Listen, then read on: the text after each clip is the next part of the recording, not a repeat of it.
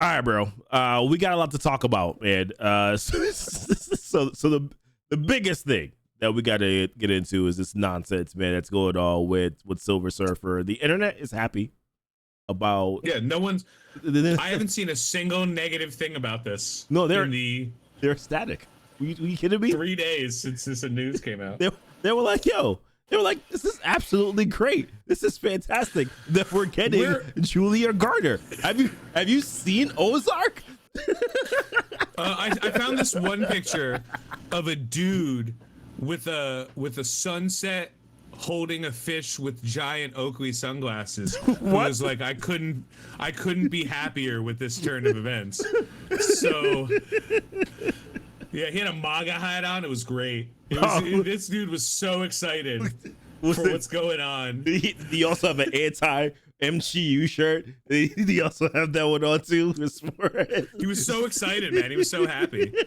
I don't know.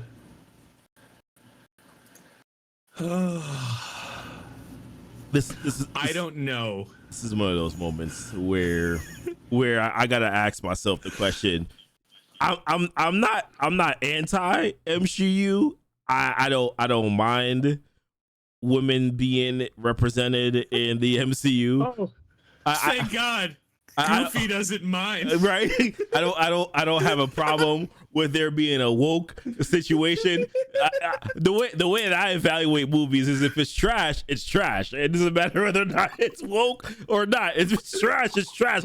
I'm not sitting here trying to figure out that crap. However, I will say that there are some times where the MCU may just go a little bit. This one seems personal, bro. This one seems real personal. This one seems you know what this seems like? This seems like somewhere in a boardroom, the guys behind Marvel Studios were like, how do we screw with our most loyal YouTube content creators? How do we make new rock stars sweat for 48 hours straight? Just sweat, just dripping from Eric Voss's face. Just Ryan Arian screen crush. Now? How will Ryan Aries just combing his hair, and you see like a part that's starting to like from pulling his hair out. Like this is gonna be it's funny now because now this is like a real where were you moment. Yeah, like where were you when they announced a female surfer? And it's like, first of all, I love Julia Garner. Okay, and she's gonna be dope as hell. So I don't know anything about her, honestly. I and maybe it's because, listen, I've had 4 kids over the past 7 years, so I've been living a little bit under a rock. So I don't really know who she is. So this whole idea of Julia Garner is coming in, but I'm gonna let you finish. I just interjected. Go ahead. I'm gonna let you do your thing. Please, by all means. So personally, when I got the story, all I was concerned about was, Silver Surfer, not Norrin Rad? Who? Shala Ball? You mean who's in like 4 issues in the comics? Who's this? So I'm gonna hit the disclaimers on this right now so we don't have to bring it up again. Okay. And then we could start, Shala Ball, if my memory serves correctly, is Norrin Rad's like the lover thing that like is or somebody that like Norrin Rad is someone related to Norrin Rad in some way. Yeah. Whom takes over after a period of time when he is not, and Galactus chooses Shala Ball to kind of like, nah, gotcha. Yeah, okay. I could be wrong. But also, if I am wrong, right? Yeah. That's kind of the point. Because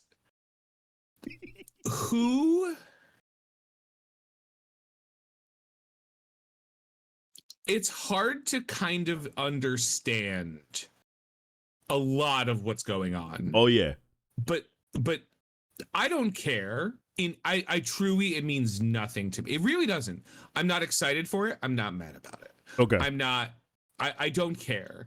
What kind of gets me is you have this character that, like, not a lot of people know the details of the X-Men. Like, not a lot of people know who Elixir is. Not a lot of people can name Spider-Man villains like the Stilt Man or Hydro Man. You know, like, a lot of people didn't even know who the Spot was when friggin' Across the Spider-Verse came in. Yeah. And you don't know a character, so you're kind of experiencing it for the first time. And then there's like the diehard fans who are like, well, they kind of did this wrong. Like, I don't know if you remember the old days of X-Men where they were like, Wolverine's too tall, Jean Grey's too short, da-da-da. And it was like, listen, we'll deal with what we got to do. Like, we don't have to, we'll take what we can get because we're getting something. We're getting something, Those days are over. We've been a little spoiled. We've been a little spoiled, to be fair. We have. We've gotten some really good content in over a 11 year span. We got some really good content. And now, in the past 5 years, it's been rough, my dude. it's been rough, bro. Why, oh why? If I asked a person on the street, no, challenge accepted. If I asked a 7-Eleven clerk, if I went into my local 7-Eleven, got a pack of cigarettes and some taquitos. That's real specific, by the way. it's my go-to. And was like, hey, by the way, you've heard of the Silver Surfer, right? And there's a very high likelihood they might not know his name is Norrin Rad. They might not know he's a Herald of Galactus. They might not know he's his character arc that he's holding the cosmic, the power cosmic. They might not know any of that. Right. You know what they do know? Dude's a surfer. Yeah. Dude's a surfer. Oh, yeah, the dude's silver guy with the surfboard. He's got the bald head and you know. So like, when you see a character like that, like the Silver Surfer, that's like kind of loved and people like know who that is. There are people who are huge fans of the Silver Surfer. Yeah, we knew that from when we played Marvel Strike Force together. And like Silver Surfer dropped, and everyone was like, "Yo, Surfer's dope. Go." Right. Yeah. Right. That granted, that's a game for Marvel fans. Yeah, that's fair. You know, so like you're already tuned in. But here's the thing. I understand that Shalabal is a version of the Silver Surfer. Yep. And I understand that Francine Fry is a version of the character Electro. And I understand that Captain Marvel is took over after the Kree Marvel died. But I know that because I'm a fan. Right. But I'm a fan, so I'm a watch. You know who ain't gonna watch? People who are like, where's my Silver Surfer? Yeah. Hashtag where my Silver Surfer at? Like, so 3 things about this weird me out. 1, the fact that they did it. That's fair. Like, why did you do this? Yeah. Like, does it matter? Not really. Number 2, why did you announce it? You just literally canceled all of your movies this year and a bunch of your TV shows. You just canceled them. You were like, yo, no. Yep. This ain't it. Yep. You did all of that and almost like doubling down, like, no, we're going to tell everybody this and they're going to be so excited. Like, have you learned nothing? You could have said, this entire line of dialogue could have been Fantastic Four cast Julia Garner in undisclosed role. Yeah. And we would have been like, yo, Julia Garner? Ruth effing Langberg?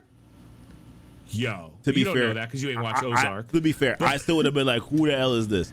What the hell is she playing? Is she gonna be Valeria? That's that would be where I would have went immediately. In a marketing perspective, that question you just asked, isn't that infinitely better? Yeah. Isn't it like, yo, who could she be playing? Right. Is she playing an alternate version of Sue Storm because we're taking place in an alternate reality and they're overlapping? Like, what is she doing? We don't know. Yeah. We have no idea. When you come out knowing what you know about the people and what people have been saying about your movies, why are you saying, hey, guys and girls, but mostly guys, who exclusively shit talk our videos, here, have fun. Yeah. Like, why would you do that? And that, if you got haters, why are you giving them fuel? Go. Yeah. And see, and my issue is a little bit, it's along the same lines, but it's for a separate reason, right? So to me personally, my initial gut reaction, and you know me, I'm a gut reaction person. Sometimes I don't process. I process sometimes, but sometimes I don't process. My initial gut reaction was, I have been waiting since that dog crap of a movie, Fantastic Four: Rise of the Silver Surfer. I have been waiting to see Silver Surfer, Norrin Rad, properly represented in the MCU. I have been waiting because that movie was absolutely awful. His representation as the Silver Surfer was terrible. I had to see this man get knocked off of his board by, I guess, science that made no sense to me whatsoever. Because let's be real, that's not happening. That you're trying to tell me that Norrin Rad, who has been traveling for a millennia as a herald of Galactus, was easily knocked off an effing board by some simple ass science. You kidding me? Let's be real close. We're getting dangerously close to the crap talking doom stage, and I'm staying away from Doom. I'm staying away from Doom. Latveria in my background, bro. Like, let's we can walk around it, but let's not walk through it. Like, let's, like I'm calling them out, but not calling them. I'm not directly going there. I'm staying very adjacent. I'm not going directly there. I had to watch Sue Storm with in an unconvincing way. Convince Norrin Rad that he was supposed to take the higher road or whatever the case was. When in the comics, of course, that was Felicia, that was the Thing's girlfriend, whatever. Either way, moving on. I had to see that representation of Silver Surfer. And I am waiting for once the MCU picked up the Fantastic Four movie, I was like, you know what? This is the only thing I cared about. I didn't really care about Fantastic Four itself, and that's probably my fault. I didn't care about specifically Fantastic Four stuff. I said, you know what? All I want to see them do is properly introduce Silver Surfer and his badassness and how great he is with the power cosmic, with that silver ass board, with that freaking tight ass suit, was showing all his, whatever. Let's move on. This is a conversation. That's all I wanted to see. That's all I wanted to see. Cook, baby. I wanted to see him. I want to see him in a sexy ass looking silver suit. Stupid sexy surfer. Yeah, I know. That's all I wanted. That's all I wanted to see. But instead, what we got is Charlotte Ball. we got this. I don't know how to feel about this. We're being very reactionary because, like, it's not like we're like, oh, this is the worst thing to ever happen. It isn't. It isn't, because you said it, and I'll let you finish it, but I'm gonna start it. We know that this universe ain't long. True. True. So you finish that thought, because that's your thought. I ain't stealing it from you. You mentioned it. I did, and we'll get into that. But can I react to the now moment? Can I react to the now moment? We'll get to that moment in a second. But right now in this moment, I want to see the redemption story of Silver Surfer. The fans want to see the redemption story of Silver Surfer. We want to see him in all his glory. That's what we want to see. But instead, we're getting Shia LaBeouf, who had I gotta remind like you. 40 page. She got like 40 pages in the freaking comics. Can we be honest? 40 freaking pages in the comics. And then I gotta remind you, they could have cast anyone to play the Silver Surfer. They could have cast a Mongolian actor. They could have cast a Pakistani actor. They could have cast an Australian actor. They could have cast a Portuguese actor.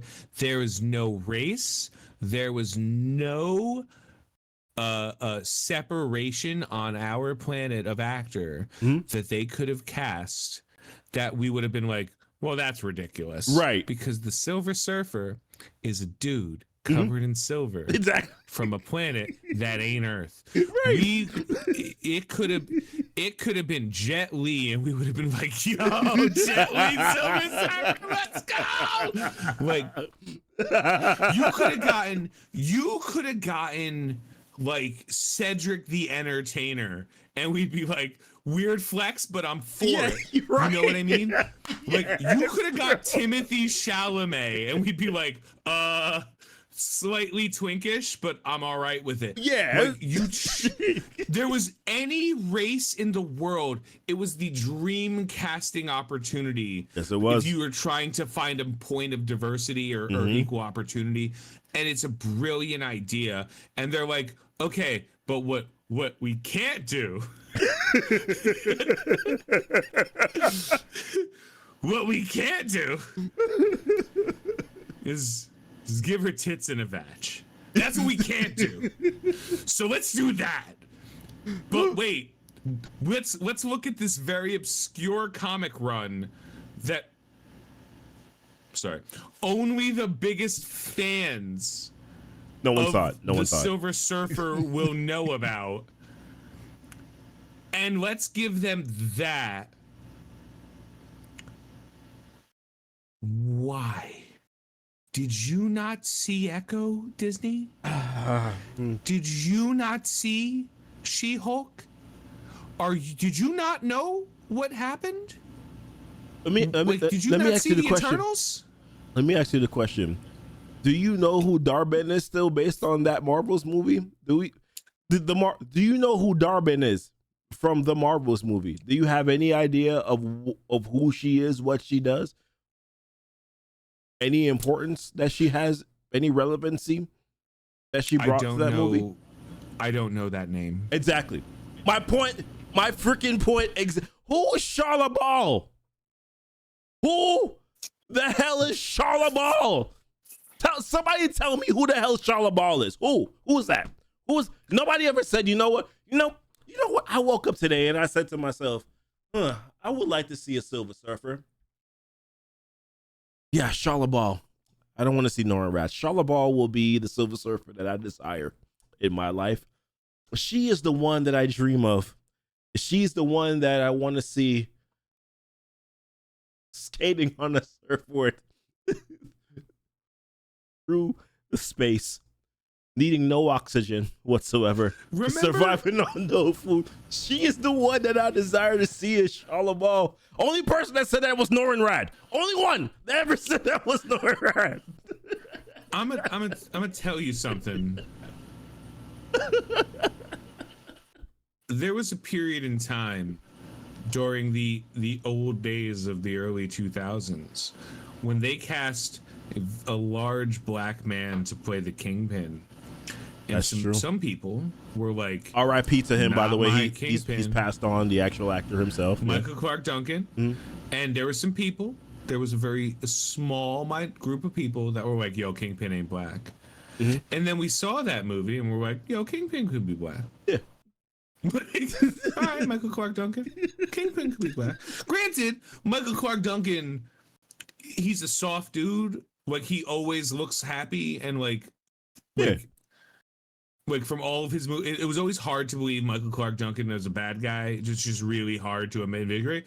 He did fine. That movie sucked, but he did fine. Yeah, he was but good. it wasn't a bad. It was a fine casting. The movie Like, itself was hot garbage because this is not, at least for me, I can't speak for everybody. I can't speak for you. This is not, yo, why did you cast a woman? This is not that. Yeah. This is, why didn't you cast?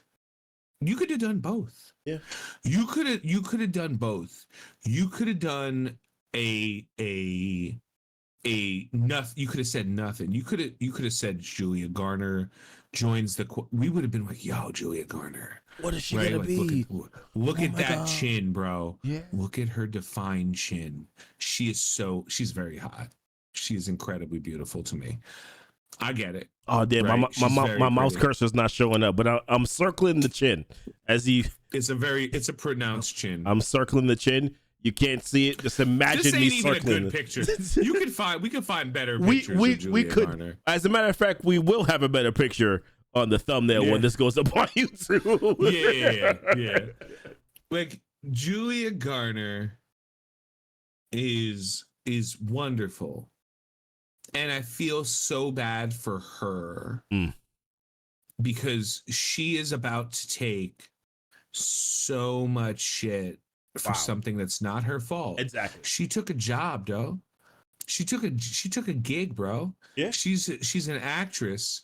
She took a Marvel gig. She's like, She took a big MCU, role. let's go. And no, They said, we're going to make you play the Silver Surfer. And she was probably like, isn't that a dude?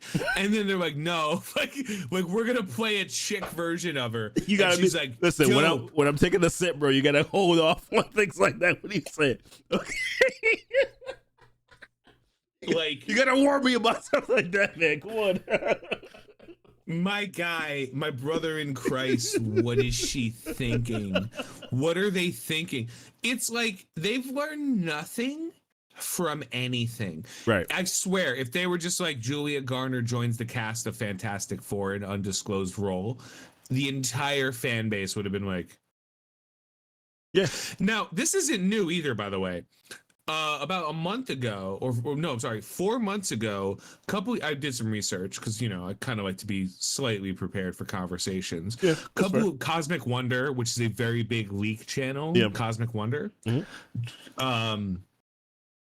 He did a cover that's saying that they were going to do a female version of Silver Surfer. Yeah. Like, that's what they were planning. That's what they were casting for. So this is only news to, like, people who don't give a shit.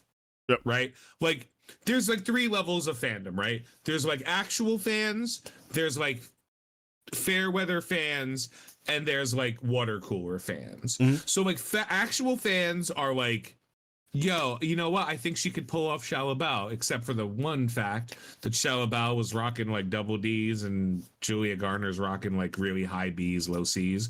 Like, which again, that doesn't make a difference, but like, because most comic book females have like massive cans, so like, they typically tend to have massive everything, and you're just like, oh, yeah, oh, okay, that's not real. That's not realistic, but okay, okay, fine. That's the route that you want to go in. Okay, I'm gonna tell you from my heart the only truth. I need to watch her show up in this movie, and I need to get the same like loin eruption that I would get watching Rebecca Romijn as Mystique in the early X-Men movies. I need to be like, all right. She's sexy. They're gonna put a skirt on her. You know that, right? They're gonna put a skirt on her. I just want you to be aware. They're gonna. I will find a kindergarten and kick children. Probably if they put a skirt on the Silver Surfer for a lot of reasons. First of all, incredibly demeaning, like incredibly demeaning to put a skirt on a character. They might put a hat on her. Like what? Hat's fine. I like hats. I don't know, man. I don't know why. I don't know why they did this. Yeah. Who's in charge of Marvel right now? There are so many people who are in charge at Marvel that need to be fired so they can go work for Sony. Sony does need to get rid of something. No, This is so disappointing to me, man, because like I said, it's going back to the whole Norrin Rath thing. I really wanted to see him on the outfit, but this kind of brings it up to the next point that we had here, which was our understanding based on rumors. This has not been confirmed. We've just been getting a bunch of rumors thrown out there, but it's been multiple times that this has been talked about, that the Fantastic Four movie is going to be set, yes, in the 1960s, but that it is also specifically going to be in an alternate universe. Yeah. So that does impact a little bit her coming into the MCU as Silver Surfer to a certain extent, right? And I can get into my point a little bit, but what are your thoughts on the alternate universe, but in the context of Julia being the Silver Surfer? What I heard from my friends, because I got friends in low places, right? Yep. Is that the Fantastic Four takes place in an alternate universe. I've heard a lot of things, and we'll talk about all of these things today. Mm-hmm. But it takes place in an alternate universe where the world in present day is a futuristic 60s world. So it's not taking place in this universe's 1960s. It is taking place in a universe that is whatever the present day is a what the 60s thought the future would look like. Okay. But still with that aesthetic of 60s. Someone in chat just mentioned like Fallout. Yeah, almost exactly like Fallout, where everything is kind of locked into a specific time frame. Mm-hmm. And it would be like if we as a society, instead of changing our aesthetic, we grew at a later date. Like we expanded dramatically over the last 30 years as a society, 40, 50, 60, even 80 years as a society. It's almost like if Reed Richards, who is a very powerful character in Marvel lore, a very intelligent character, kind of jump-started the technological revolution about 30 years earlier than it experienced. So imagine what the 60s would be like if in the early 60s the internet's developed. You know what I mean? Yeah. Imagine, like, we didn't get the internet realistically until like the mid 90s, late 90s. Imagine how the world would have changed if we had it earlier. Yeah. That's what I've been told the Fantastic Four movie is going to base. It's in a different reality, as if the technology of present day existed in the 60s. So we didn't have time to have a culture change because we were too busy evolving in different ways because of Reed Richards. So in that world, it doesn't matter it doesn't matter if they even have a Silver Surfer, because they're not going to make it, right? That world's not going to last. Yeah.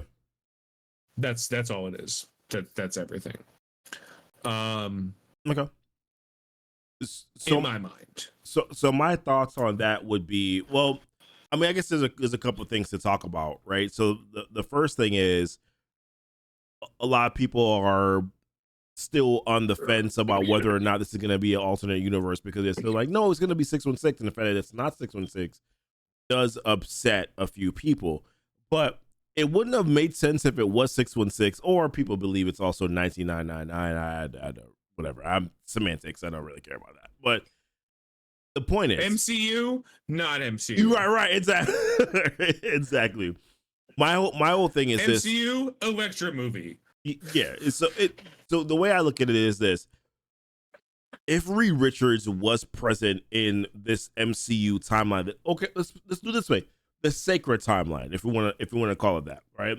because that was introduced into He Remains, and of course continued on with Loki. If we're talking about the sacred timeline, Green. yeah, he was not this Reed Richards being there wouldn't have made sense in this current universe, because he was never mentioned, he was never talked about, and a lot of the technological advancements were from Stark, right, during this sort of period, whether it was Howard Stark or then of course Tony Stark in the future, and as time went on, there was no mention of Reed Richards at any point in time. And a lot of people do kind of like mistake this whole Doctor Strange and Multiverse of Madness talking about hey, weren't you guys around in the 60s? I'm like, yeah, but wasn't there like a boy band or something like that was called the Fantastic Four? So that needs to be cleared up, right? That like, no, like it makes sense because Reed Richards was not mentioned at all with this sort of like technological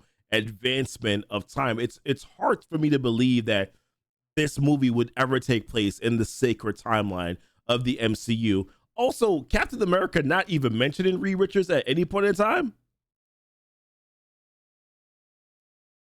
He was frozen in the early 40s, but he would have had to have met Reed at some point in time. I feel like he would, like, Reed Richards was still a scientist, right? He wasn't still active. But if he was a scientist in the 60s, there's still like a 20-year gap that could have been. Look, I guess, but there's no world where S.H.I.E.L.D. wouldn't have information. Like, exactly, yeah. And so here's the thing I appreciate about what they're trying to do: the fact that they're hiring the wrong people to do it. It's a separate conversation. Yeah, like what they're trying to do is explain the reason why the MCU varies from the comics. And while multiverses are kind of schlocky because it's mostly been an excuse to explain away problems, comic books handled multiverses pretty reasonably, which is crazy to say because comic books are dramatically unreasonable all the time. Comic books addressed multiverses very well because it told you that this is your world. This is the world that you see. DC is phenomenal at it, for what it's worth, which has never translated to movies and never will. Unfortunately, yeah, like DC is phenomenal at it because like the biggest DC crossover is trying to be too much. Yeah, I was saying DC is trying to be too much like what the real time of Marvel is, as opposed to like really embracing the fact that like your world is so different than the Marvel universe world. Embrace DC universe, but either way, I'm gonna say a controversial statement. No, we're still on we're gonna do whatever we want. This ain't real. That's fair. I'm going to make a very controversial statement right now. DC has infinitely better characters than Marvel. Down from their heroes to their villains to their secondary characters, the DC universe has such depth and breadth that like every single crossover event kind of matters. Like the motivations of the characters, the motivations of the villains, it's significantly different. Like with Marvel, it's kind of very linear in terms of like what their motivations are. There's really like 3 different categories of it, and they kind of all stick within there's always each one of them are in those individual categories, as opposed to like DC. They just have such vast backgrounds that their motivations are incredibly different. Let's put it this way: Batman is a villain. If you really want to paint him in that picture, you could say Batman is a villain. Yes, he's technically a hero, right? But in a lot of ways, he operates how a villain would operate, which is why audiences are able to kind of connect with him. Because let's be real, because Batman is just, he's a billionaire. He's rich. He's hard to connect with. There's a way that they allowed him to be able to connect with the audience is by sort of kind of giving him this like deviousness that allows audiences to be able to connect with him. it was easy to explain how a regular human could accomplish what people with magic abilities have by saying he's very rich. But the truth is very simple. Any one of us, any human being on Earth right now, can become Batman. It's possible. Yeah. None of us can become the Green Lantern. That's fair. None of us can become Wonder Woman. None of us can become Kal-El of Krypton. Like we can't become those characters. We can't become Cyborg. Like we can't become any of these people. Yeah. Batman is the one character in that universe that the reason Batman is the #1 most popular comic book character is because anyone at any race and any creed can technically, theoretically become Batman. Yeah. Nobody can become that. And Marvel, it is way easier to become Batman than it is to become Iron Man. Because Iron Man has a version of technology that is ridiculous. Same thing with Reed Richards. If you're really smart, you can create stuff, but he is creating things that are necessary to the plot. Like he's creating MacGuffins, you know? And to be fair, and I hope this is not offensive. By the way, like I have a son who's on the spectrum, so therefore this is not me being offensive in any sort of particular way. But Reed Richards kind of is not hyper autistic, yeah, you know what I mean. So like, there's a certain level of like brilliance and focus that just comes from that. You know, in my opinion, as a character, there's a balance, right? There's a balance that comes with that. Like I'm on the spectrum, obviously, and like it is very clear that like certain it's a trade-off, right? Yeah. Like you gain certain abilities and you lose other abilities, right. And it makes you abnormal, which just means not normal. But yeah.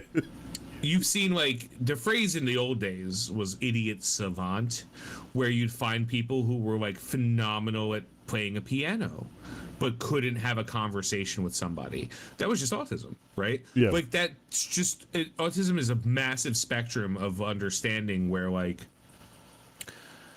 it's hard to kind of quantify. Reed is always been portrayed, at least in like main continuity, as a person whose intellect almost like an Asperger's kind of person, where his intellect far exceeds his ability for social interaction. And he you know, in like older terminology, his head's in the clouds, right?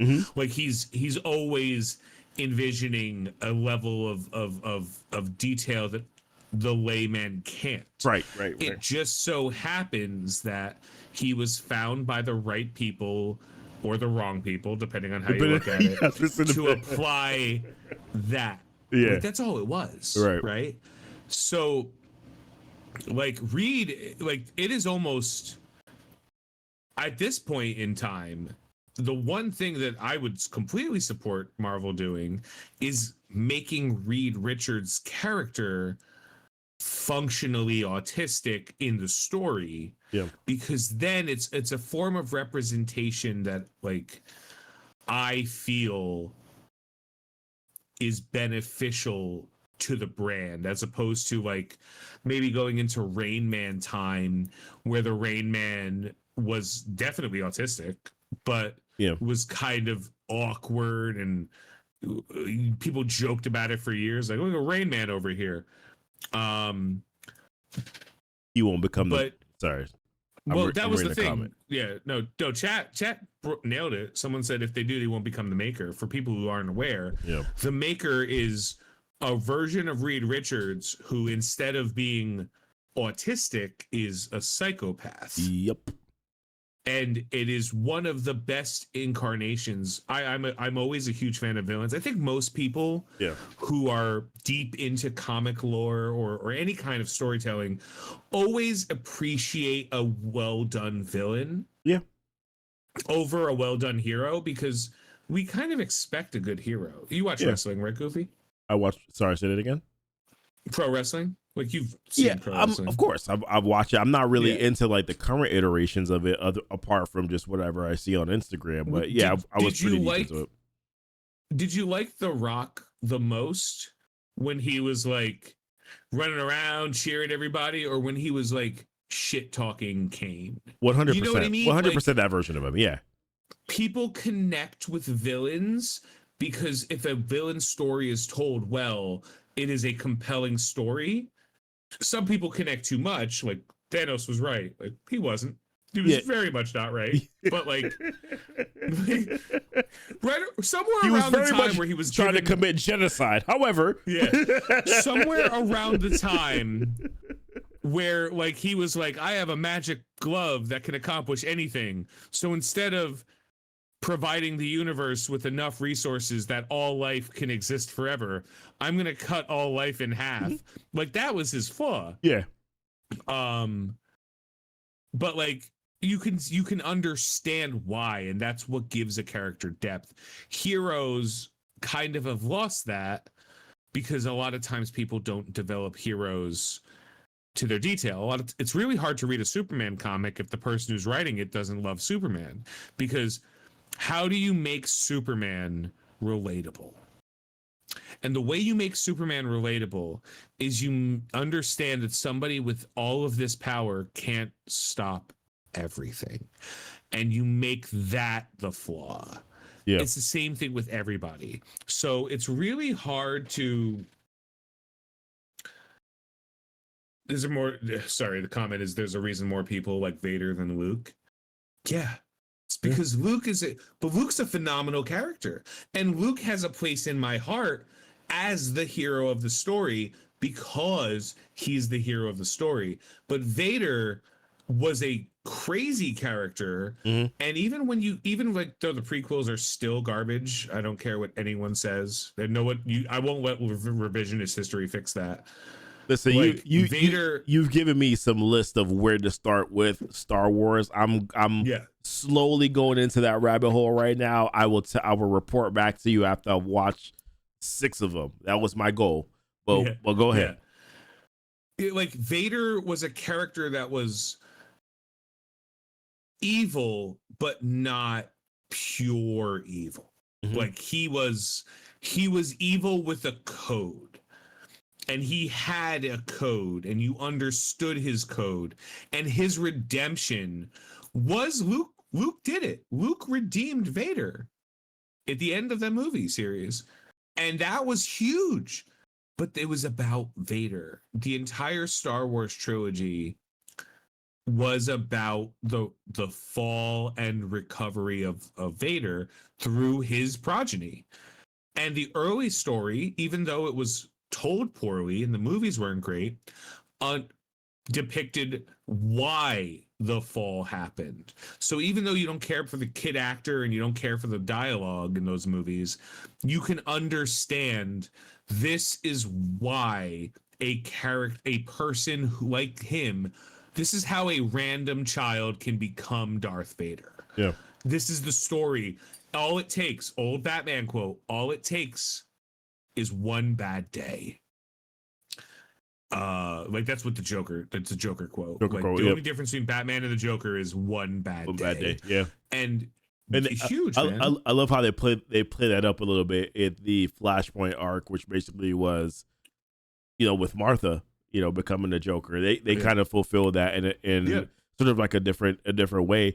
But what I think people appreciate about villains is, the thing about heroes is that a lot of times they tend to be propped up and put in this perfect picture, right? Yeah. And we don't want the perfection. What we want is someone that has significant flaws. What I really enjoyed about the MCU was watching a perfect Captain America start, as Zemo said, is a little bit of what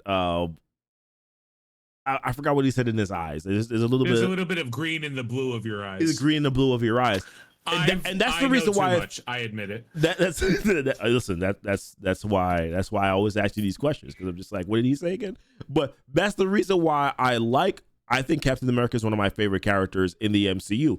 Not one of my favorite characters in the comics. No. I have favorite characters in the comics, but in the MCU, because he was a character that was essentially perfect, that then showed a little bit of flaw, so I was able to connect with him better, where it's like, you know, I try to do the right thing in my life, but there's just a little bit of grace sometimes where there's just this moment where I'm like, I kind of gotta go outside of the lines in order to be able to get this right thing done, and I can feel and I can resonate with that. And that's what it is with some of the heroes that are in the MCU in the comics, is that they're too perfect. They walk this line of just perfection, and I'm like, that's just not how I live. That's not how any of us live. So the reason why we like villains is because there usually is a little bit more depth to their story. It's a little bit, there is reasons for the villainy, as opposed to it just be, I just chose villainy. No, I did choose it. However, the path that I was given made me feel like I had to choose this villainous path. And that is why I'm on this villainous path.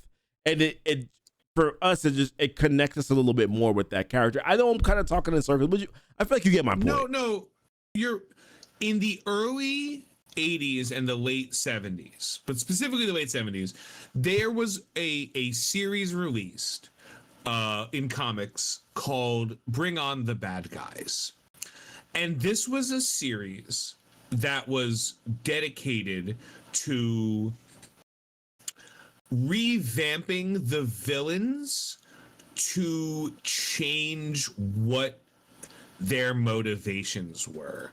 Prior to the 70s, all villains were Skeletor. Evil for the sake of evil. That's fair. That's like fair. They were just 60s to 80s, right? It was kind of like that, yeah. Even going further back, man, like Magneto was the bad guy because he was bad. And that, to say something that might offend somebody, that is fine when you're a child. Why was Rita Repulsa the bad guy? Because she wanted to conquer the earth, and that's a bad thing. Mm-hmm. You have to read the comic books of the Power Rangers to understand why Rita Repulsa wanted to conquer the earth, why she had a hard-on for messing up Zordon, why the entire thing existed. Because when you're a kid, you don't have to question that. Yeah, when your mind is childlike, you don't worry about why the bad guy is bad, because they're bad. They did a bad thing and therefore they're bad.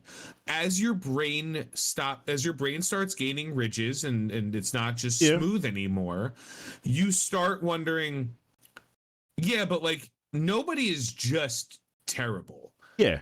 Like some people are absolutely abysmal and there's a reason for it, and the reason is also abysmal, but there's a reason for it. Tom Hiddleston in an interview early on said the reason the MCU is working so well right now is because their heroes are flawed and their villains are heroic. And that sentence is so true. That is a freaking quote. Okay. Yeah. Like the villain, not all of them, but the villains, the big ones, the ones you remember in the MCU, Ultron, even though that movie wasn't the best. Ultron, the motivation, Winter Soldier. Though. Yep. Their motivation was something where you can, as a human being, you don't need willing suspension of disbelief. You don't need to say, why is this person trying to take over the world? Yeah. You just know.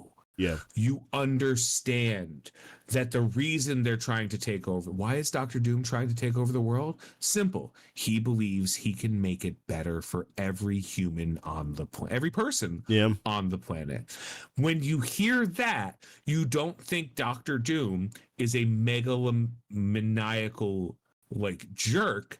You think he's a crazy person who wants to do something well. Right. And that's huge. Yeah.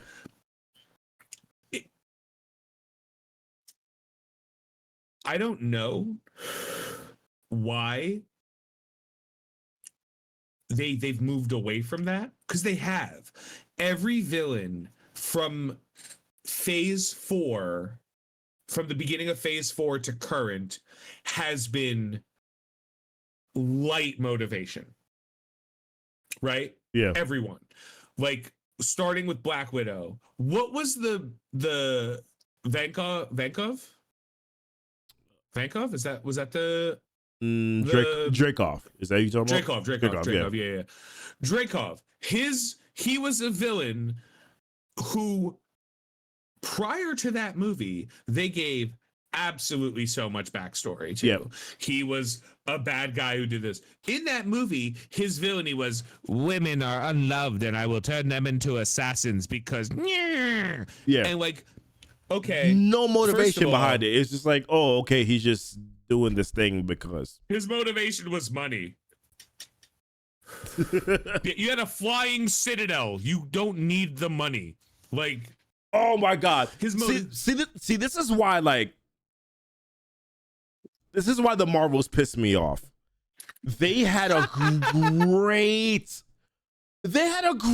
opportunity to tell a phenomenal story. She had the perfect Tell me she didn't have the perfect motivation. Tell me she didn't have the perfect motive. She had the perfect motivation. Captain Marvel came and destroyed the Supreme Intelligence, which ultimately led to many people dying on our planet, which it didn't show it, but of course we understood that happened because they lost air and all that. So she had the perfect motivation for why she was doing the action that she did. You know, dealing with the Skrull the way that she was dealing with them. Of course, kind of bringing in Miss Marvel, kind of trying to get the Bengals. There was proper motivation. They didn't land it. They did not land it because Ronan, the Accuser, in 30 seconds of the opening of Guardians of the Galaxy, gave us all of his motivation. And it was, Ronan was not some evil despot. Yeah. Ronan was a Kree jingoist who believed that Xandari,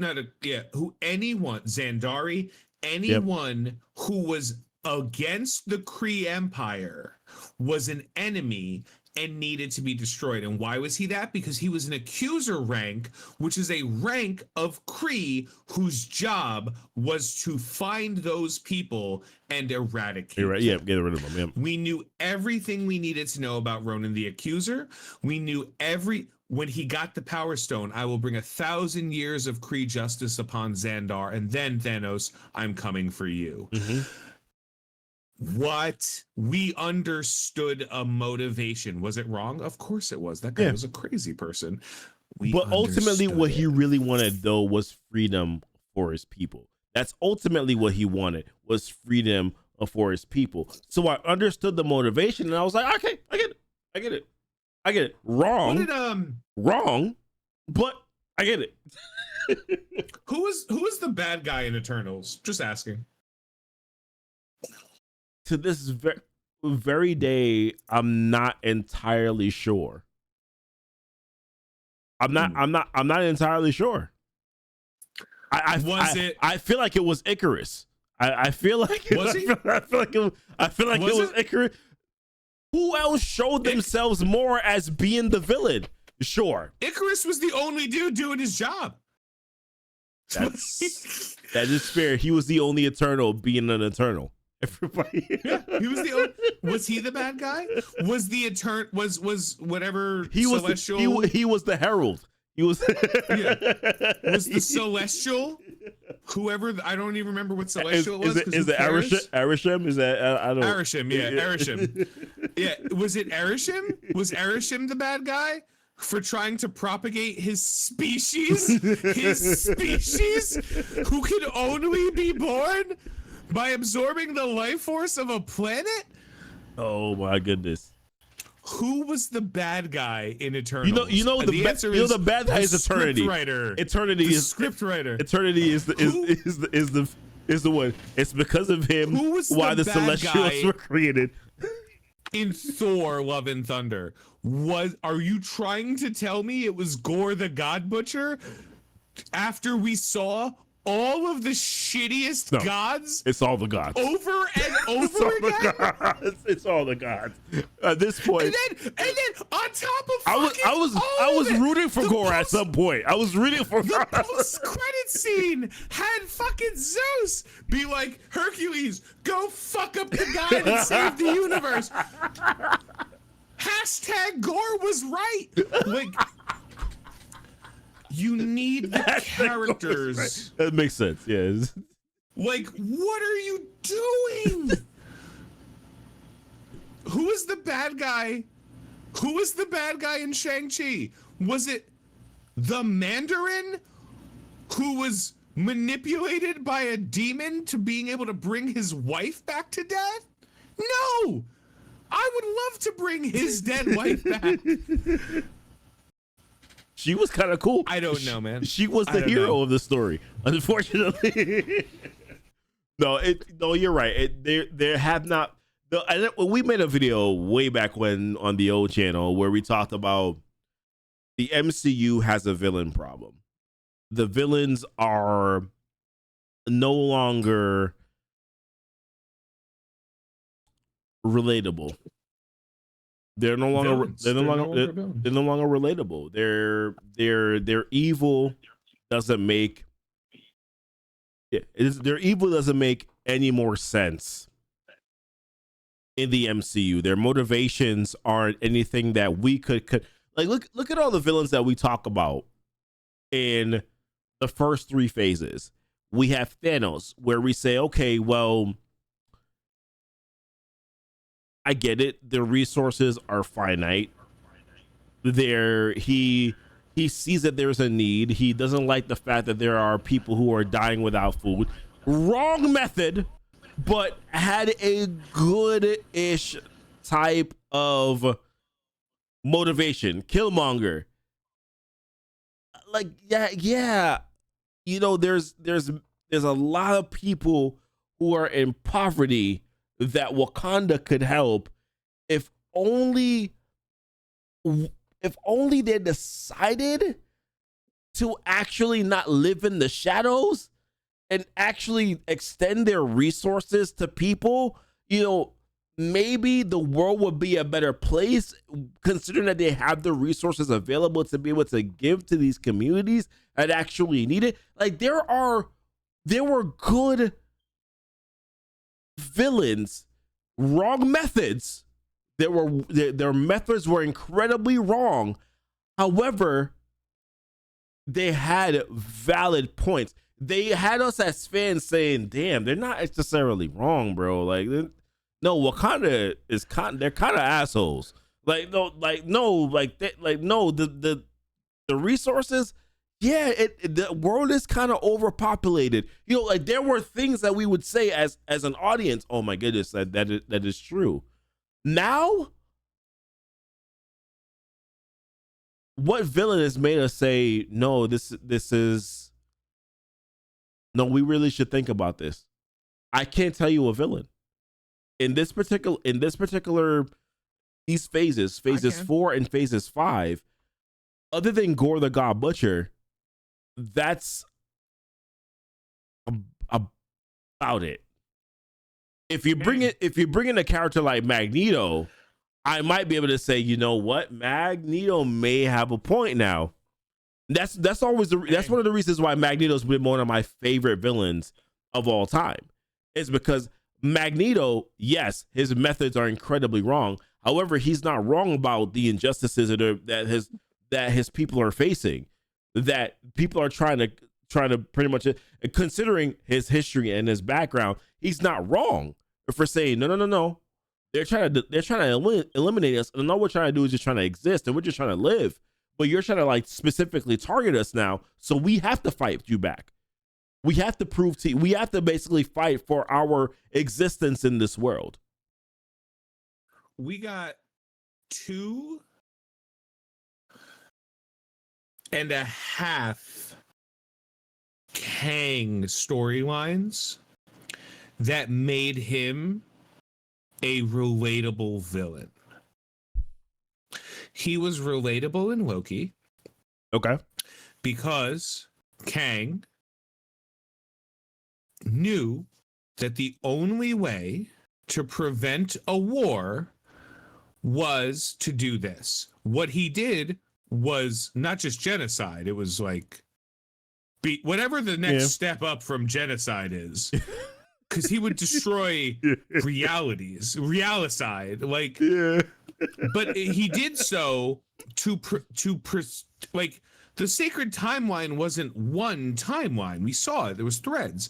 The sacred timeline was any timeline in which the end result was He Who Remains, the last Kang. Yeah. And in Loki season 2, we found that Kang had always prepared to make sure that it would never happen again.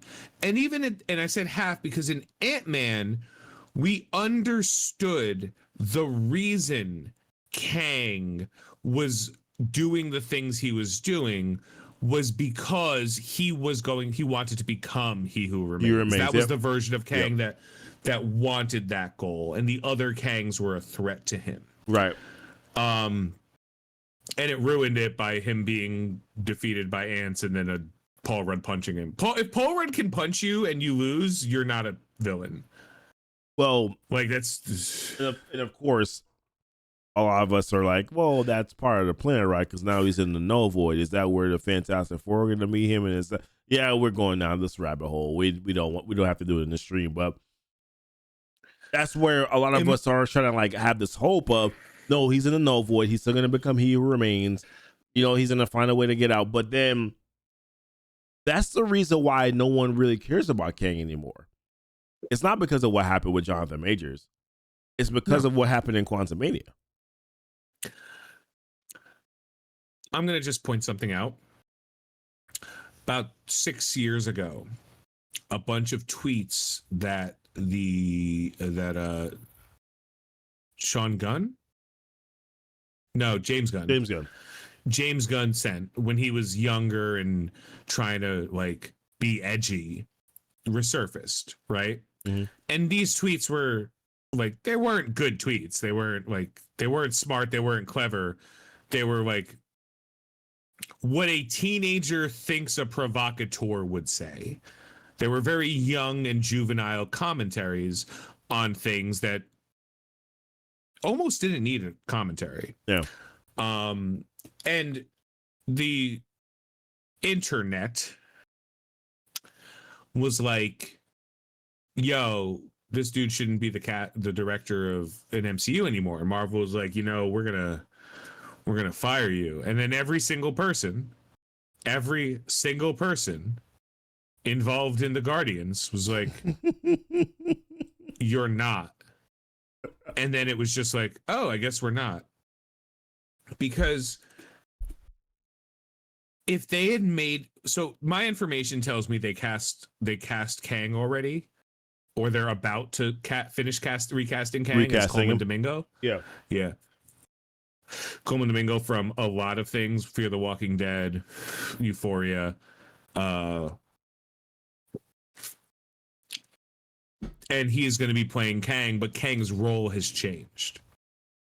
It would have to, considering that they probably already shot so much with J. Majors. No, they didn't, because they haven't even started principal photography on Kang Dynasty, because the next Avengers movie is going to be released in 2027, and it's not called Kang Dynasty anymore. Oh, it's just called what? Avengers 5? None of this is officially confirmed. This is just what I've heard from people who are signing paychecks and stuff. So like, could be wrong, probably not. I haven't been wrong yet. Okay. The Coleman Domingo thing, they haven't inked the deal yet, but he's the last guy in the line. So they need to do that, and they need to spend the next year in movies, not in TV shows, in movies, reiterating that Kang's a problem so that we can have that storyline wrapped up. Yeah. That's it. But like,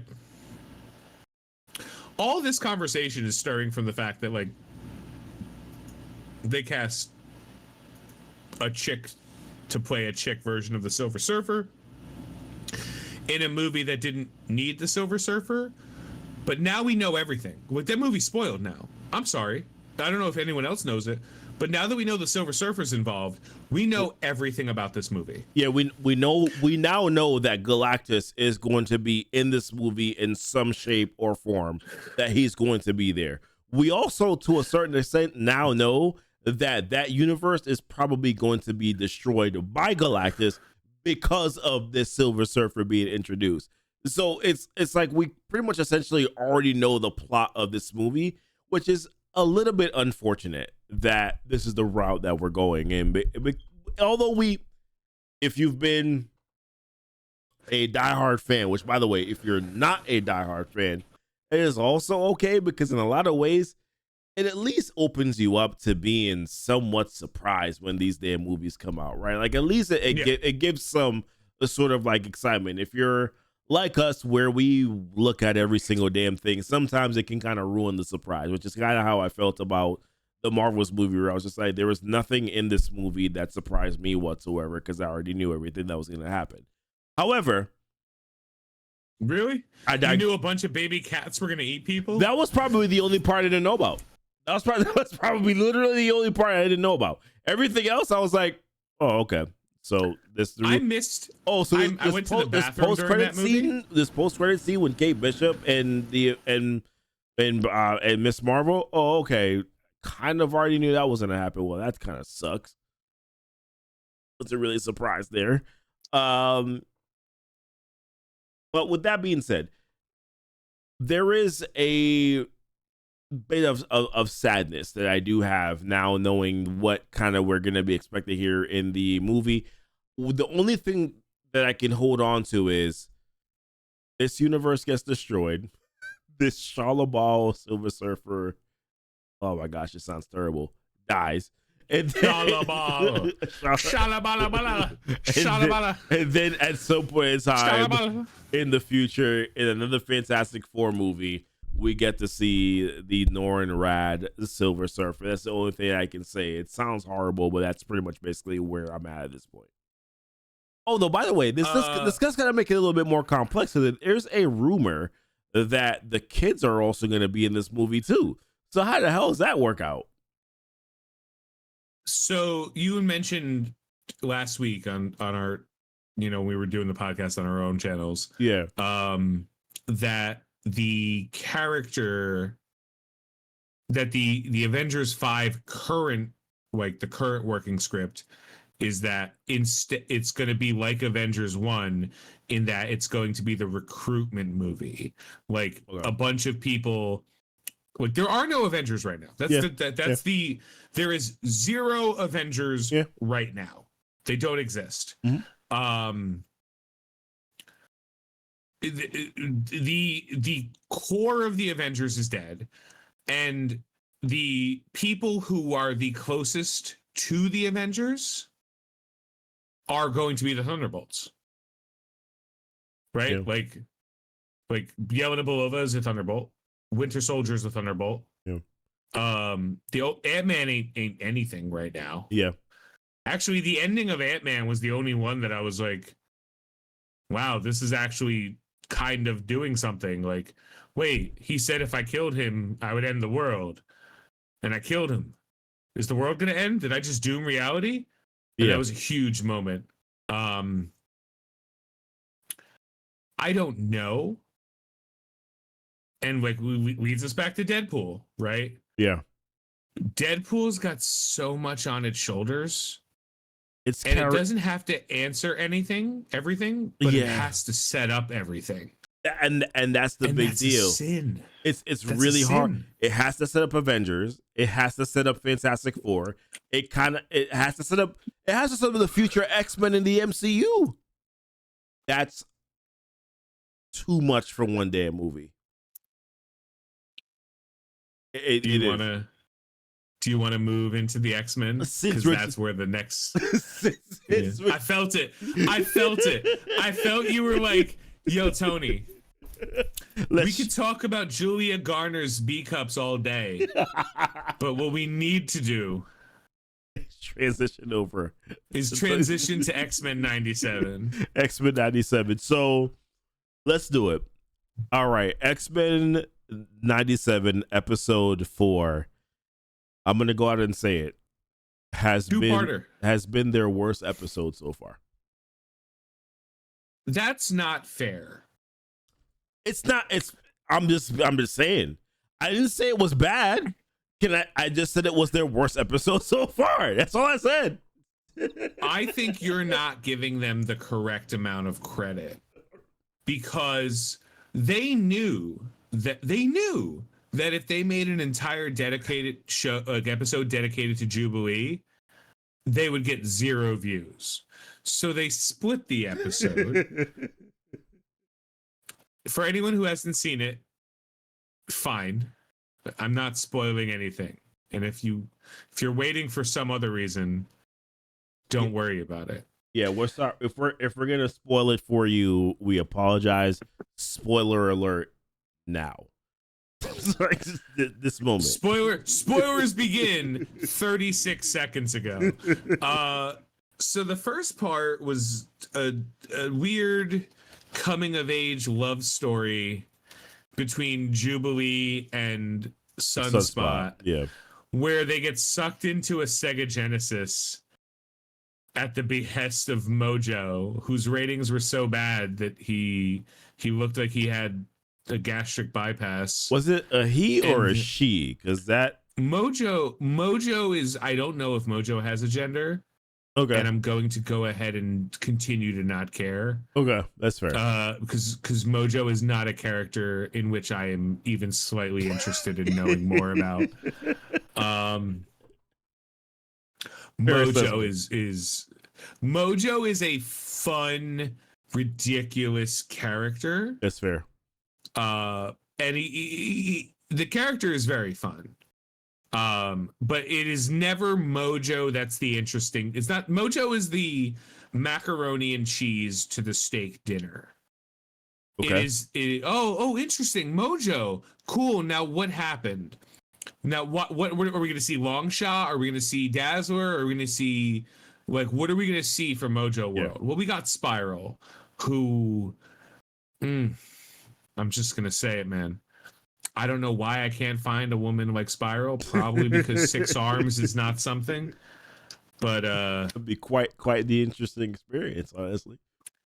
So that first episode is them getting sucked into a video game. So Mojo, it's a commentary, right? It's a commentary on like people who can't let go of the past. But honestly, they did it better than a lot of other Marvel content has. Marvel content kind of like, it's one thing to make an implication like, hey, here's the new thing. It's not the same as the old thing, but hopefully you enjoy it anyway. Yeah. Versus like, I'm just going to pick something off the top of my head, like She-Hulk telling you that the things you like are wrong. And if you don't like this, there's something wrong with you. It didn't do that. It just kind of told a story, which I don't think was a bad story. It just involves Jubilee, so it is a bad story. Like, because fuck Jubilee.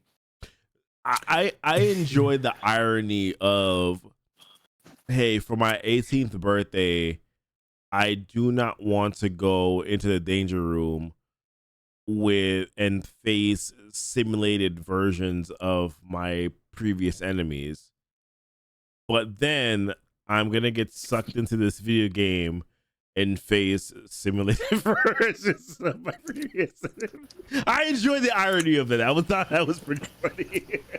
They did the best they could, knowing full well that the second they were committing to a Jubilee episode, the top tier they could reach is like a 6 out of 10. Yeah. Like that was the highest they could hope for. And you know, it ends with Jubilee and Firestar getting a little something. So Sunspot, you mean? Okay, yeah. Sunspot, whatever. Fire, generic Roberto, yeah. Actually, if it was her and Firestar, I'd probably have been way more interested. I'd have been like, oh, go on. Tell me more. Darkhawk, I might have missed that. I don't remember seeing. I feel like a version of Nimrod, maybe. I don't know if it was oh my gosh. Comrade, you know Comrade, right? Comrade Yeah. Red. Yeah. Comrade, we were watching it together, and Comrade was like, "Yo, do they have Boba Fett in that scene? Because all the like the Genosha slavers were dressed like they looked like Boba Fett," and I was like, "You know what? It's Boba Fett. It's canon now. It's canon 100%." So that was the first half of the episode. This is where it got interesting for me. Was the second half? Yeah. Yeah. But then they reached the story. Like, this was almost like a really long commercial for something you don't want to watch. It was like a really long, like, you know how you go on YouTube now and there's like hymns for men who are losing their hair, and you're like, I'm good. I'm all right. Yeah, both of us are equally like, weird that we're getting this. Weird that both of us are getting these hymns for men commercials. It's crazy. Huh. And it's like Hims is crazy too, because it's like it fixes your dick and your hair. I'm like, the double whammy. What if I'm? My wife will be happy. No. Yeah. Nimrod and what if it does the exact opposite? It makes your forehead swell, but it makes your bush massive. It's just the pill nobody asked for. Oh man. So like. The second episode, you take the second part because oh man. So the second episode I thought was rather interesting. And this is kind of my issue with this whole series so far. Like, I actually liked it, but what I'm finding to be an issue is, damn it, can I get just a little bit more of that story? Just a little bit. Damn it. 15 minutes? Oh, come on.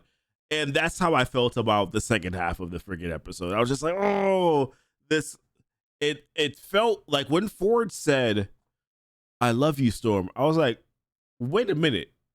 When did we get to love? How the hell did that happen so fast? And granted, I get it. Like, in the comics, that is like her first, if I'm not mistaken, that is like her first big sort of like love interest, right? Am I wrong about that? I feel like that was her first one. Storm and Forge are the first like longer term relationship that she experiences. Okay. Rello mentions Wolverine. I believe that's only in Days of Future Past. I don't believe they have a connection outside of that storyline. I could be wrong. And Jay Trocious says, "I love the Storm, but I don't care that Forge even exists." Sir, I love both of them equally. I love both of those characters. So the thing about Forge for me actually is it's a really sad thing to think about. Is that Forge is this character that can literally anything he thinks he can freaking create, but because of his checkered past, if you want to put it that way, he in his pain that he's experienced, he's pretty much essentially just home decor or weapons that ultimately could end up hurting mutants. That's pretty much basically like the two areas where he sticks between because of his he's like second string Reed Richards, honestly. He's like, he can make anything he wants, but we don't need him that often, so we're gonna leave him in the back burner, and he's gonna be fiddling with some shit. And every time he makes something, it's also like, what does this do? It's a toaster that also makes mutants sterile. It's like, why would you make that? He's like, I don't know. Shut up.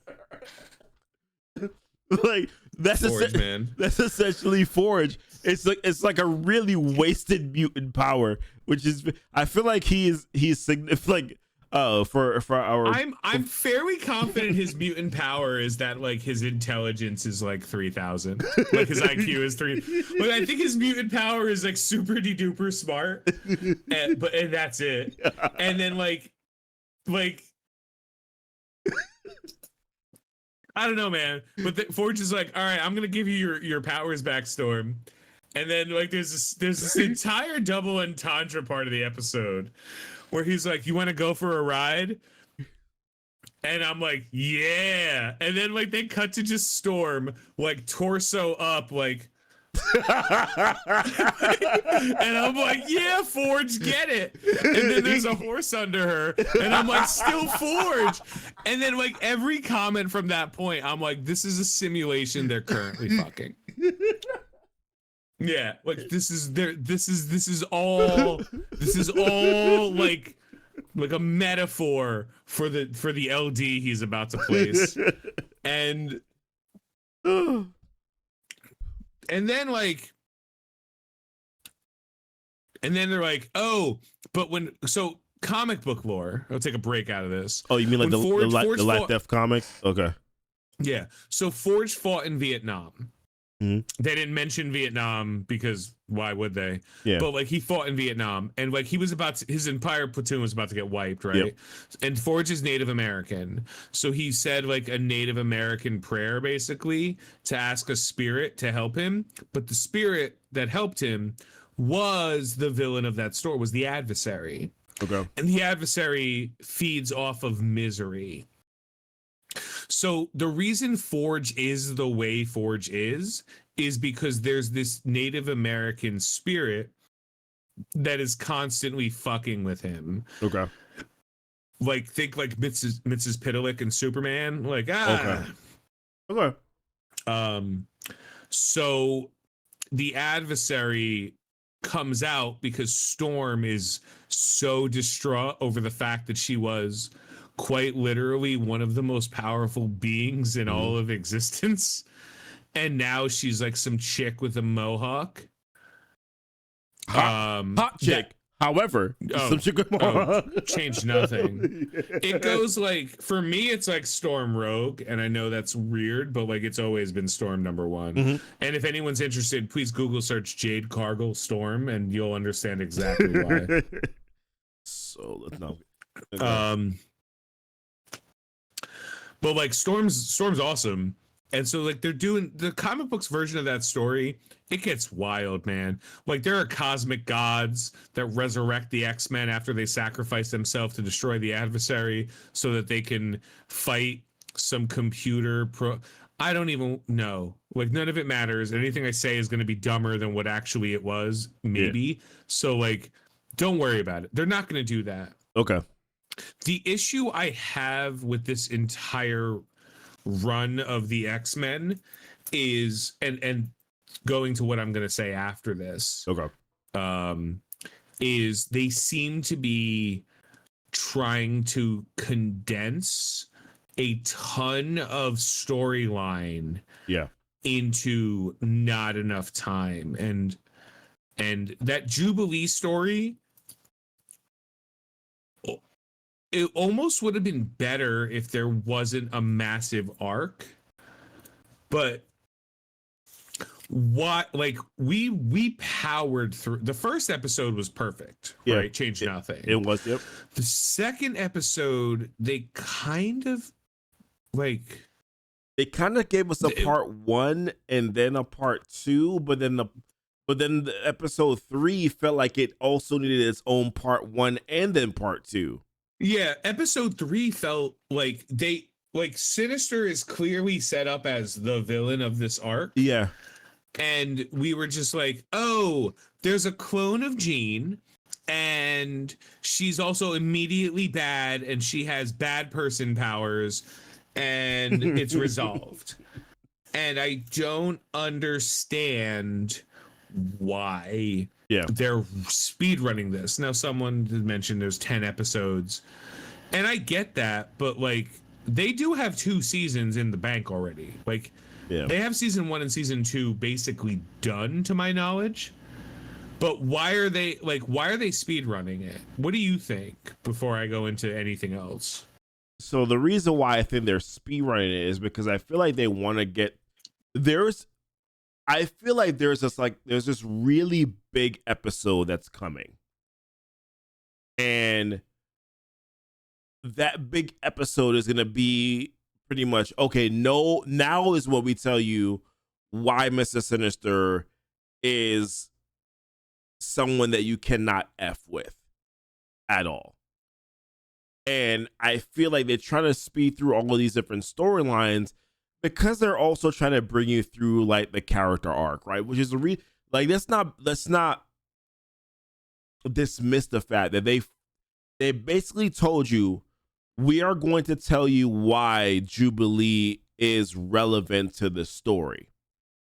Because Jubilee has powers that can be really useful for a big final battle. So they wanted to make sure that they established. She learned the spirit bomb? Basically, the Naruto. Either way, she was really important. Like, she's really important. She's gonna be, at some point, she's gonna be really important to the story, and we don't want to just show you this power right now. We want to show it to you later on down the road. However, let's interject it at this current moment, so that when we do introduce it in episode 8 or episode 9 or episode 10, that it won't really be a surprise to you. It's something that you've already seen before. Oh, Sunspot? Yeah. We need to let you know too that Sunspot is also going to be a very key character in this whole story. So it's like they're trying to speed run through backstories without saying this is a backstory for the character, so that they can then, show you. Like let's look at Storm. Like, Storm's life and death or life death comic is really like a 2-part series, but the 2-part series is really like 2 years apart. You know what I mean? Like, it's like her losing her powers and then her gaining her powers back. That's like a 2-year gap. Technically, yes. It's like a 2-year gap, but they're kind of, next episode she's gonna get her powers back, right? Next episode.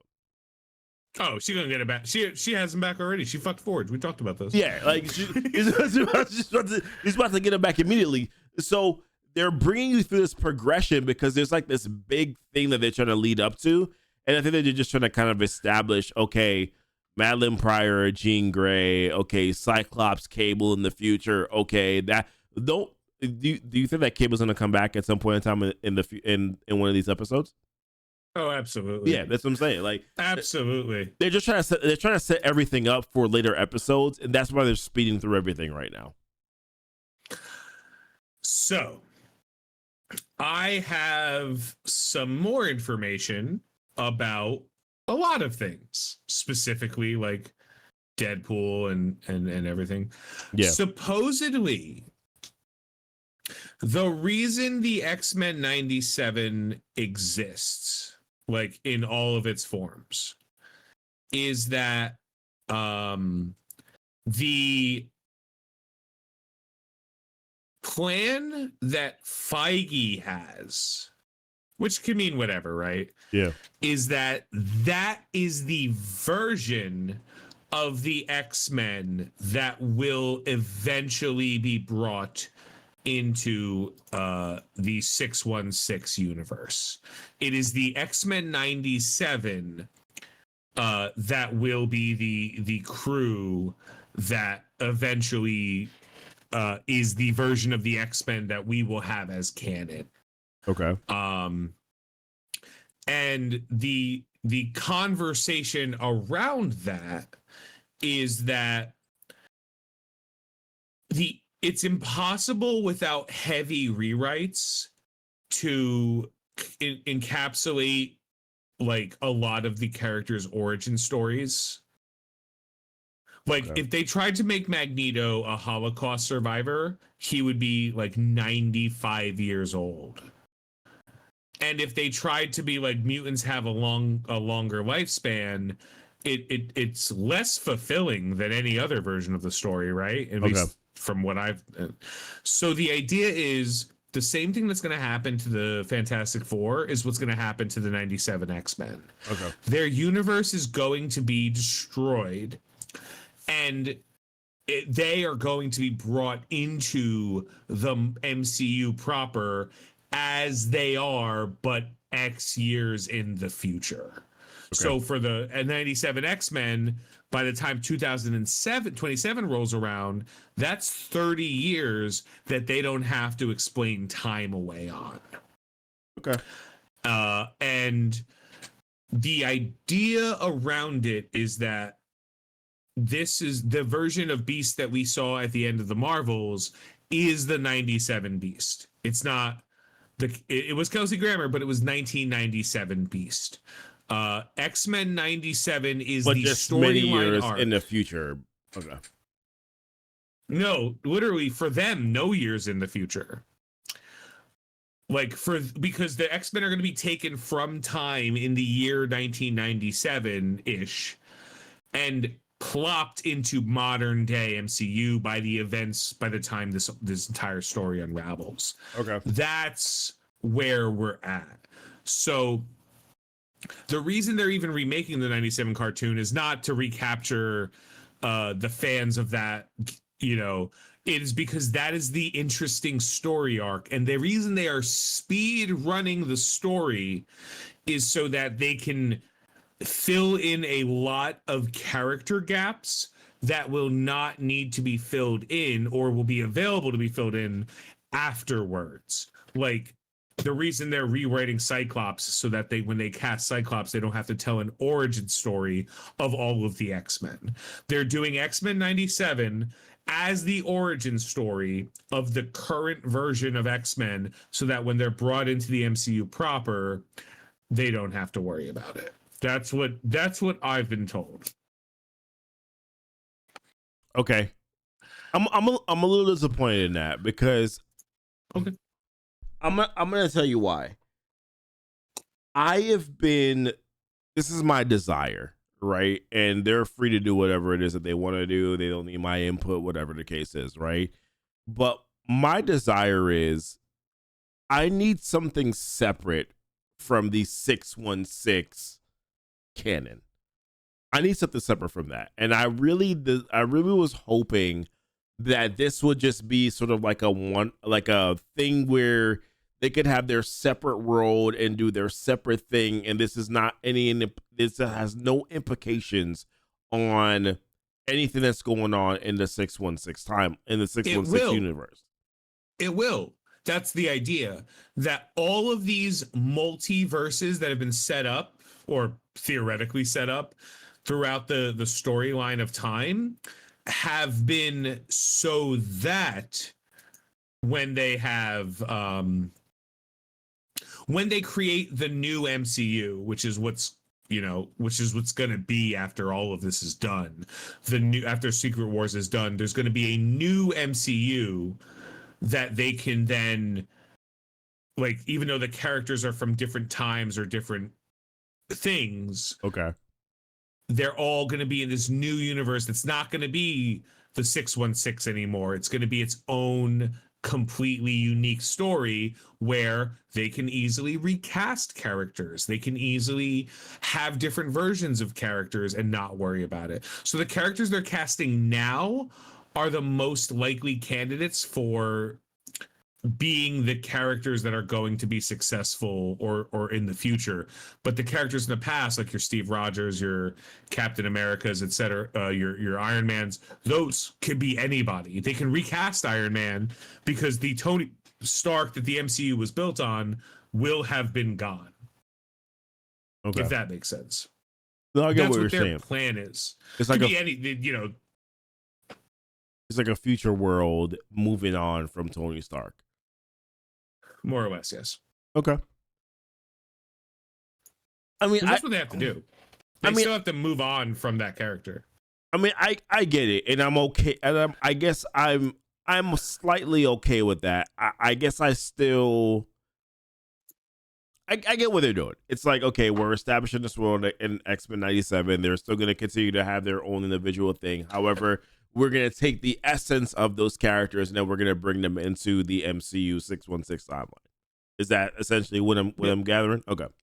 That's the version of the MCU that will exist after the current run is going to be incredibly unique because it's going to be not what we've seen so far.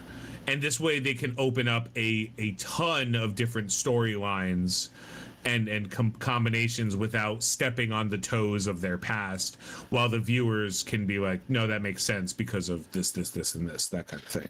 Okay. That's what their plan. That's what I've been told their plan is. Okay. I don't hate it. It all is going to revolve around Deadpool either way.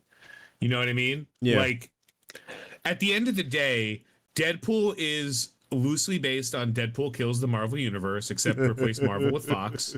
Yeah. And he's gonna defect against the TVA when it suits him, for lack of a better word. And that's just gonna be the way that storyline shakes out. So we have a bunch of characters that are of like variable interest to the story. And we have, like, they've confirmed that we know Elektra's in it. Like, we know that. That's not a leak. That's a fact. We know they're bringing in characters from the old storyline. So we just have to make the quote unquote assumption that over time, the intention is that these characters are going to be new to what the stories they're trying to tell, and that they're almost entirely kind of like, it's the best way we can say phase 4 never happened, kind of, you know, like, it's the best way we can like retroactively be like, this is the storyline is not everything.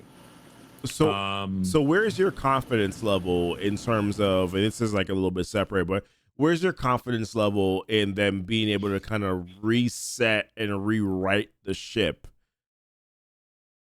in a way? Because right now, the multiverse saga seems kind of effed, right? Where's my confidence level? Jesus, that's a question. There's the part of me that enjoys movies and storytelling. Yep. And that part of me is not confident that they are capable of continuing to tell a good story. Okay. Which you're not wrong about having that sort of concern. But then there's the fan, right? There's as someone from my stream used to say, I'm just a sucker for cape flicks.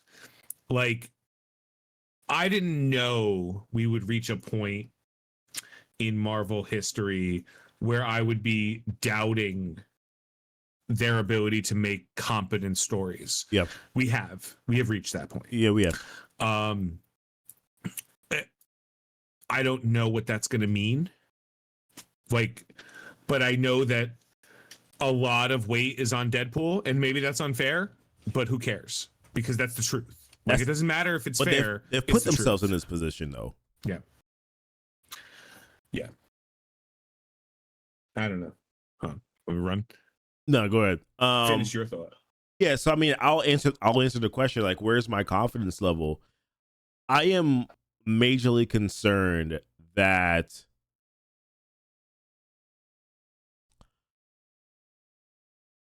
Fantastic Four might be a flop. Not because the movie is not necessarily good, but because people are frustrated with the casting of Julia Garner, right? I think that people will not give it a chance because of that, even if the movie does end up being good. Because it's true, there have been good movies that don't do that well in the box office. Like, it's literally happened recently, right? So there is a concern that may be a little bit of an issue. And the idea that Deadpool is carrying the weight of the MCU on its shoulder, that is a concern for me, because Deadpool shouldn't be something that's carrying the MCU. It should be something that is an additive to the MCU. But even though it's different, it should be more so something that is, you don't need this to be good. But unfortunately, they've put themselves in the position where this has to be good. And I feel like Deadpool has too much on its shoulders, because it is the character itself is so different. The story itself the story itself of that character, and it's sort of kind of resetting the universe in a sense, I feel like would have been a tall task enough for just the X-Men universe. But now you're telling me that this is going to be important for Secret Wars. It's going to be important for Fantastic Four. It's too much. So there is a little bit of a concern that I do have for that. I guess basically what I'm saying is this. I am not confident. I'm about a 4 out of 10. Because what do I have to go on over the past 5 years that they've done well? My friend Matt hasn't watched a Marvel movie since Endgame. And really? Okay. When not even No Way Home? I asked, yeah, not even No Way Home. And he watched, and even Endgame and Infinity War, he had watched almost begrudgingly because he was at the point in the series where he said, it's almost like they're no longer interested in telling interesting versions of the stories. Mm-hmm. They're just interested in pumping out movies. Conversely, he loved Morbius because it was so bad. He had to, his words exactly are, Morbius is the gift that will keep on giving because the memes of Morbius are better than anything Marvel has put out in years. And I was questioning that thought, but no, it scans, it makes sense to me. And he just reached it a little bit before a lot of people. Now he's a fan of very specific characters. He's a fan of the Hulk. Okay. And he wasn't particularly happy with how they depicted a lot of the characters he liked. So like, that's fair. But at the same time, it like, this is a choice. All this was a choice. Yeah. If everyone wants to sit around and crap on the TV shows, I don't care, because honest to God, the TV shows aren't right. canon in a way that doesn't matter. Yeah. Like the movies matter more. If you've never seen a Marvel TV show, like, it doesn't make a difference. The problem is that movies have to stand. The way it has to work is the same way the comic books work. Each comic book tells you this is something that's happening right now. And then when you're like, why is this happening? They give you a little bubble at the top. And it's like, for more information, see ASM 204, see Ghost Rider 16, see whatever. And that's the idea of what the TV show should have been. The TV shows didn't have to ever be great. They just had to be a good auxiliary or ancillary story to what the movies were saying. Same thing with Star Wars, for what it's worth. Star Wars was always 3 levels of canon. There are the movies, there are the TV shows and books, and then there was other media, which is be like video games and stuff. Sorry, chat just said something very funny to me.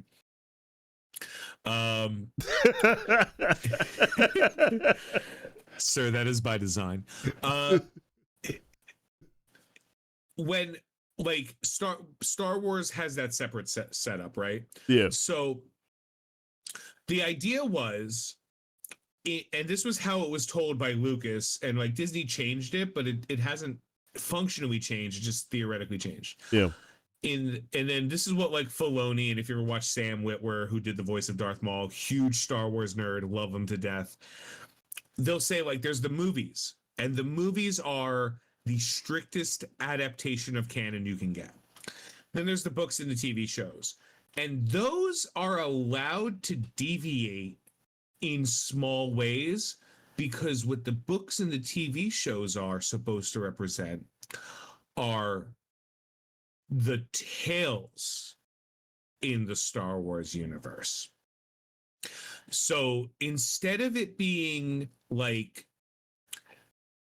in Star Wars, Luke is the son of Vader, and we know that to be true, and Luke carried around a green lightsaber when he had his dad's lightsaber, and then he had a green lightsaber, blah blah blah, whatever. Okay. In the books and the stuff, those are allowed to deviate, not in massive ways, but in small ways, because it wants to give you the impression that that level of the B canon is not the story you're watching unfold. It is a story you're hearing from other people. So it has to be different, because the legend of Luke Skywalker verbally tells, like, we saw the story. You didn't, but like, we saw Luke defeat Vader, but that's what we saw. No one else saw it. So what did they hear? Did they hear that Luke killed Vader and threw the Emperor into a ditch? Like, what did they? And that's second degree. It's like the story in Marvel, like, where you have the Kang canon, in a sense, right? Or what Kang did to other people. And then you have this like one-off story, or not one-off story, but you have these stories where Deadpool went up against Kang during the same time that Kang was facing the Avengers, and he wasn't able to defeat Deadpool because Deadpool is unpredictable. It's like, what else happened while he was doing his thing with the event? That's basically, I get what you're saying. That's what they can do. And then obviously the last one is the video games, which is, it fills in blanks that only people who are really interested in blanks need to be filled in. That's kind of what the Marvel series is lacking. They need it to be like, these are the stories, these stories are canon. Everything that's happening in these stories is very relevant. And then the next steps about it are like the TV shows, where it's like, you'll hear a little bit more about the world that this is happening in. Yeah. But it doesn't matter if everything lines up exactly with canon, because this is secondary material. This is world building material. And then the third and the last is like in games like Marvel Strike Force and Marvel Snap, where they tell this crazy version of a story and you're like, ooh, interesting, but like, it really doesn't make a difference either way. Yeah. You get to, but that's not what they're doing. Like, some of the most compelling Marvel in the entirety of Phase 4 was in their TV shows. And then some of it. And then the other of it was terrible, but it didn't matter that it was terrible, because it didn't have to be, because who cares? Except for the fact that now 2 television shows focused on the existence of the Kingpin. And as viewers, we don't know. We had all of Netflix Daredevil, which was phenomenal, but we can't expect everyone saw that. They're trying to make movies for general audiences. Yeah. And which is great, like, which is phenomenal, because that's what works. But they're making changes to things that are almost intentionally telling their existing audiences that we don't care what you want. And that's going to be a problem. And that's already a problem, and it's going to continue to be. So I think Iron Wolf said it best. I think we're expecting too much from Deadpool and Wolverine. I agree with you. I totally agree with both of you. Yeah. We are expecting too much. Unfortunately, it's not my expectation, because I'm going to see the movie either way. And I'm going to see the next movie either way. It's the expectation of success. If we want these movies to keep doing well, if we want to keep getting these movies, they have to continue to not suck. Yeah. And Deadpool and Wolverine has to not suck. And it doesn't have to answer every question, but it's got a lot of work, not because it's unfair, and it is unfair, but the work that was done prior to it has done enough damage to the brand that unfortunately this is just where we are. Marvel cannot, as a studio, afford a flop anymore. They can't. They canceled all of their movies this year except Deadpool and Wolverine. Yep. And that's all that we're gonna have to literally sink our teeth into until when's the next movie coming out? March, May? I don't even know. I don't even remember when. That's all we're gonna have our teeth to sink into. And let's be honest, the first movie that's supposed to be coming out, isn't that supposed to be Thunderbolts, or is it supposed to be Captain America first and then Thunderbolts? They're constantly moving them around. Yeah, I can't keep up. Is the next. Yeah, so who knows, right? So, and let's be honest, Who cares about and granted, you and I and a lot of other people do care about Thunderbolts, but I'm talking about like the general audience. Who cares about Thunderbolts? New rock stars cares about Thunderbolts. And like Cosmic Wonder cares about Thunderbolts. And on the other side of the spectrum, Critical Drinker cares about Thunderbolts. Okay. The spectrum being like equal parts people who are pro Marvel at almost any cost, and people who are almost equal parts anti-Marvel at almost any cost. Yeah. Like, there is an entire industry and millions of dollars, aside from just the movie, millions of dollars at stake across multiple different platforms and ideas that need to accomplish this needs to not fail. Yeah. And there's a point where, like, if Marvel doesn't succeed with a big win soon, they're gonna end up like ruining both sides of the spectrum. All of the shit talkers and all of the fans are going to lose so much viewership because you're catching lightning with a bottle. Mm-hmm. You're trying to open it up to audiences that aren't your audience. You're trying to,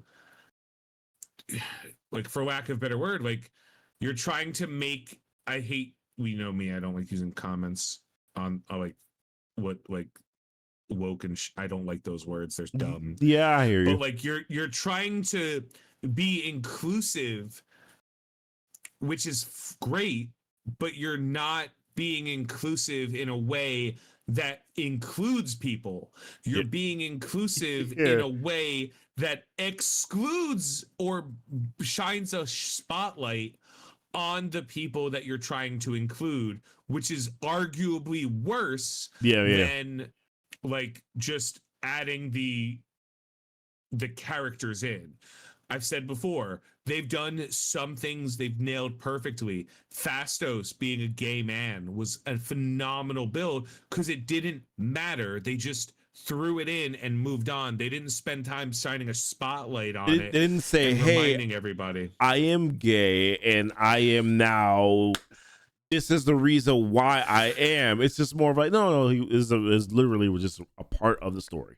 It was a part. Where a lot of the TV shows, they're kind of spreading their wings a little bit, and they're seeing like, hey, maybe we can get away in a TV show with like following this path or whatever.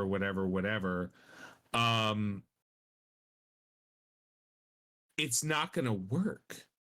Deadpool 2 nailed it too. Negasonic Teenage Warhead. Negasonic Teenage Warhead. I forgot that she was. I forgot she was a lesbian. Yeah, I did too. Because she was just dating Yukio and it didn't matter because she was just dating Yukio and it didn't matter. Yeah. Because the best way to be inclusive is to not treat something like it's special, but to treat something like it's normal. So that you don't have to so that you're not culture shocked by it not being normal. At least that's in my experience as someone who is decidedly unnormal. When you're focusing like on these versions of stories, Star Wars ruined it. Star Wars is functionally dead because of that. Like they went a little too much in too many directions. Okay. And they alienated a group. And granted, I'm not defending people who are bigots or anything like that. But if your audience is bigots, right? Yeah. Like if 10% of your audience is bigots, fuck them. If 30% of your audience is bigots, I'm not saying cater to them. I'm saying don't irritate them. And that's a bigot conversation. I don't think this is a conversation of bigotry. I think this is a conversation of stupidity. I was going to say creativity, but I get what you're saying. But that's like, I think that there was good stories to be told in She-Hulk, in Echo, in Mhm. Captain America and the Winter Soldier, in Especially in um, She-Hulk and like you said, Captain America, Falcon and Winter Soldier. I thought there were really good stories there. It was a little bit too on the no. I actually thought Falcon and Winter Soldier was pretty good 1 through 5. I think the yeah. blatant speech in episode 6 was where I was like, you know, and go I think and this may sound wrong coming from me because I am obviously a man of color, so obvious. What a surprise! You know what I mean? It's like since when? you might think that I'm supposed to just like automatically love that message. To me, it was a little bit too on the nose. It was, and this is where I understand the idea of pandering, right? I understand when people talk about pandering. I don't like that part of it. I would have more preferred if he had gone about his business while being Black Captain America, as opposed to hear me do this speech because I'm Black Captain. Does that make? I don't know if that makes sense. I don't know if that makes sense. No, it does. Okay, so It makes perfect sense. I mean, for as much sense it can make to me, it makes perfect sense. I love when I see versions like representation. I do. But we have to get away from Will and Grace. Like we have to get away from the magical Negro. Do you know the stereotype? There's actually a movie that came out called The Secret Society of Magical Negroes. yeah, I know. Like, I understood the reference. Yeah. Like we have to get away from Bagger Vance. Like the overcorrection in the form of that. And Hollywood is I'm gonna say this real quick. Hollywood is run by the dumbest people in the world and paid for by dumber people. Like it is not brilliant people. It is people who understand a very simple topic of how to make money by following what other people in the past have done to make money. Yeah. You know what I mean? Yeah. Like they're not rocket scientists there. They're not brilliant. There are phenomenal actors and phenomenal directors, but the core of Hollywood is producers who don't know their ass from their elbows. Yeah. And we like we didn't know that, like our generation weren't that. Like generations prior to us, they still don't know that. Like our parents' generation still looks at people on TV as if they are a person of stature or interest and not inherently just somebody who got lucky or got on TV. Yeah. We don't listen to my generation. We're millennials, man. Yeah. We don't care what an actor says unless what the actor says is dope. We don't care. Right. Gwyneth Paltrow isn't selling vagina scented candles to millennials. She's sending them to Gen Xers, right? Yeah. Who are like, yeah, because she's a celebrity. We've seen the breakdown of celebrity in our lifetime many times. Yeah. We've peeled the curtain back. The Me Too movement happened, and our entire generation was like, yeah, of course that was. None of us were shocked. Yeah. All of the shock came from 40 to 50 at the time, 40 to 50-year-old people who were like, can you believe that Hollywood treats women poorly? We're like, yeah, 100%. Yeah, I mean, There's a reason. It's been pretty blatant. And have you not seen it? Or maybe it was just more subtle to you. There's a reason there's an expression in popular culture called "whose dick did you have to suck to get that job or that role?" It's because that was a thing that was always happening. Hell, I don't know if you know about Nancy Reagan, but she's been referred to as the throat goat. She was the president's wife. Yeah. Like it's time to stop. And it's even getting funnier too, because the generation after us, the Gen Z, they have no patience for it. Yeah, they really have no patience. They just go, oh, what? Okay. They're a little bit more in tune with stuff that should and shouldn't be. Like they're like, that's kind of dicks. Like, don't do that. You know, like don't. That's shit. They're like way more accepting of things that like even our generation is like I'm not sure, but they also have a fight. Like, they don't care. Nobody watches the Oscars. Correct. Will Smith slapped Chris Rock in the middle of the Oscars, and like most people found out about it on Twitter. I was gonna say, like, I found out about it as a millennial the next day.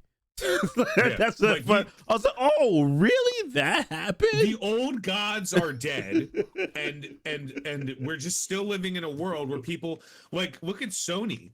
Look at Sony. Sony still lives in 1997. They do.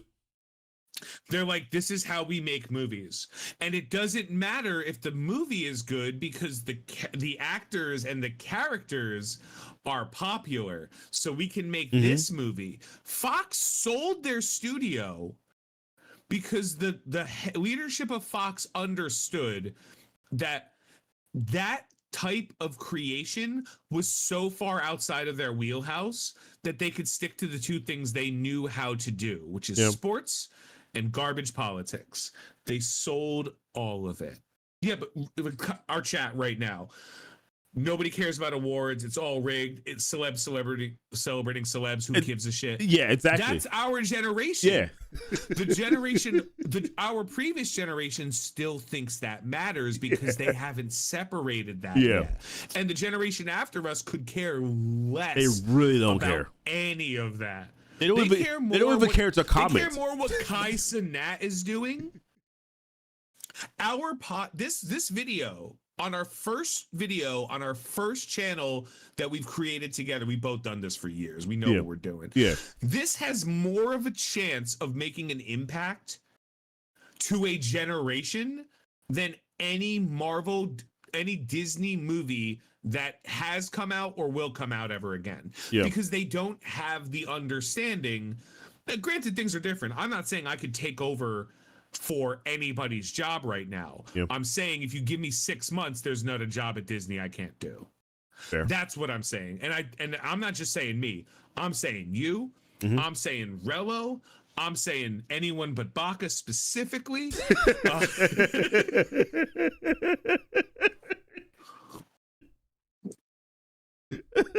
There's not a job on earth that anyone of our generation and lower can't be like, oh, you want to make a dope movie? Okay. So wait, you want to make the Marvels really good? Yeah. Oh, well, why don't we make the villain have a real good reason to be a villain? That's it. No, because then we would make the heroes who are women look weaker or like they're the bad guys. But Captain America was either Captain America or Iron Man was the bad guy of Civil War. Yeah. One of them was the bad guy. You got to decide. One of them was the bad guy. And that's kind of what made it perfect is that you, as the fan, got to decide which one was the bad guy. Easily. Thankfully, I thought the Marvels would have been great if we had a decision to decide, is Darman right or is Captain Marvel? They could have been. They had an opportunity with Darban. They had an opportunity with that character to kind of course correct by making that character a compelling and interesting villain who was not happy about what she was doing. Yep. But had to do it. Yeah. Because if she didn't, she could have had a grudge against she could have had a grudge against Captain Marvel. There's no question about that. But she needed to do it to save her people. And the reason she was targeting those planets is because those are the planets that were in line with the Annihilator, the Destroyer, the Monster. They could have dedicated 20 minutes at the beginning of the movie to the Kree homeworld's abject destruction and understanding that Captain Marvel was the cause of it. And we would have been like, and then they could have hard cut to her just listening to No Doubt in her spaceship in outer space. And we would have been like, yo, you this asshole, bitch right? destroyed a planet? Yeah. This bitch destroyed an entire planet and she's out here in booty shorts, like just rocking.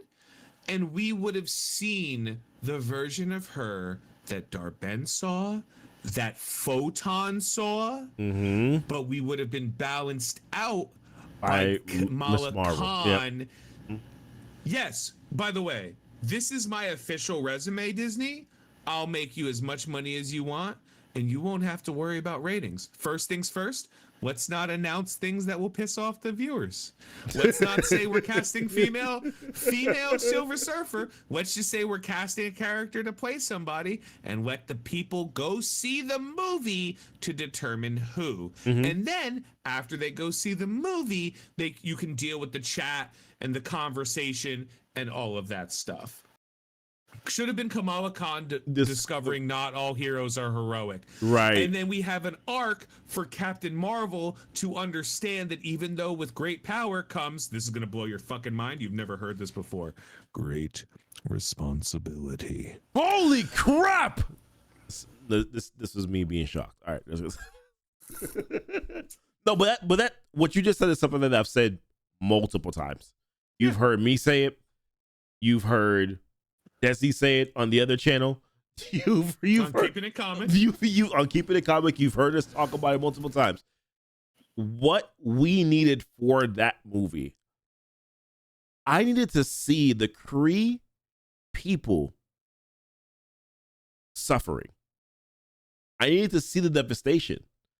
I needed to be able to connect and say, "Oh shoot, this is why Darben's pissed." Not her telling me that, "Oh, we do not have air." Oh, no air. We have it. We don't have it. The Annihilator. the Annihilator. No. Show me this.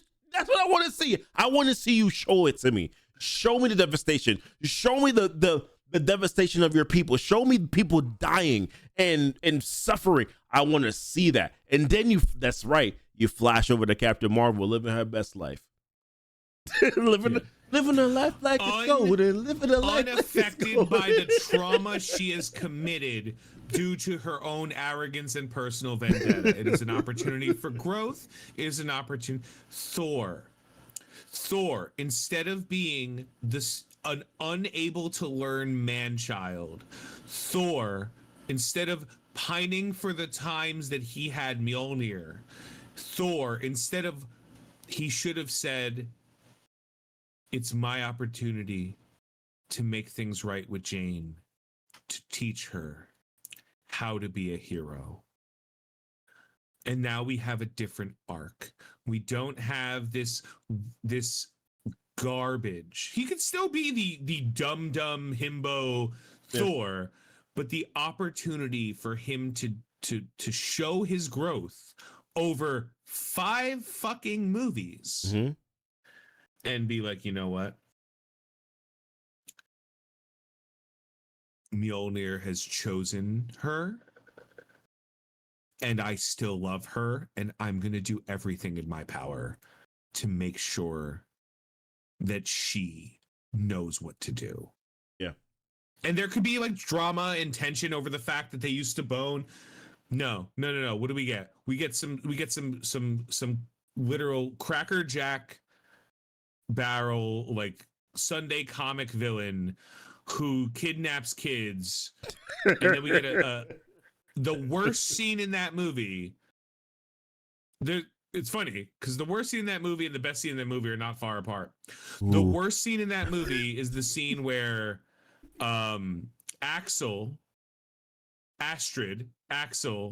shows up and then he argues with Thor about what his name is. Why? Why? Who cares? Oh my God. And the best scene in that movie is when Jane, after she broke the sink, starts talking to Valkyrie about all the weapons, and then Valkyrie's like, "No, it's a beatbox." And then Let's Get It. No. Is it Let's Get It Started by Missy Elliott? I don't remember what song is playing in there, but I think it's Missy Elliott's Get It Started is playing, and she's like, and I'm like, yeah, that's a scene, because there's a levity, and then there's stupidity, and they're the same scene, the opposite. When I talked about Nia DaCosta, the director of the Marvels, it's weird because the director's job is to take the story and translate it to a vision that is compelling to watch. Yep. And I give her credit because I don't inherently think that what she did was a bad job of portraying the vision of what was told. I don't really blame her as a director. A lot of it was also cut too. Like you can see the scenes where you're just like, oh, listen, you have edited videos and we continue to edit videos. We know what a jump cut looks like. We're that. I was like, oh, that's a jump cut. I was like, oh, that's a jump cut. Okay, all right. Hold on, wait. Hold on, wait. Oh, never mind. I was gonna pull up something dumb. I am gonna. Hold on. Just this. Just a random picture of me in a jump cut. Like it, dude. It's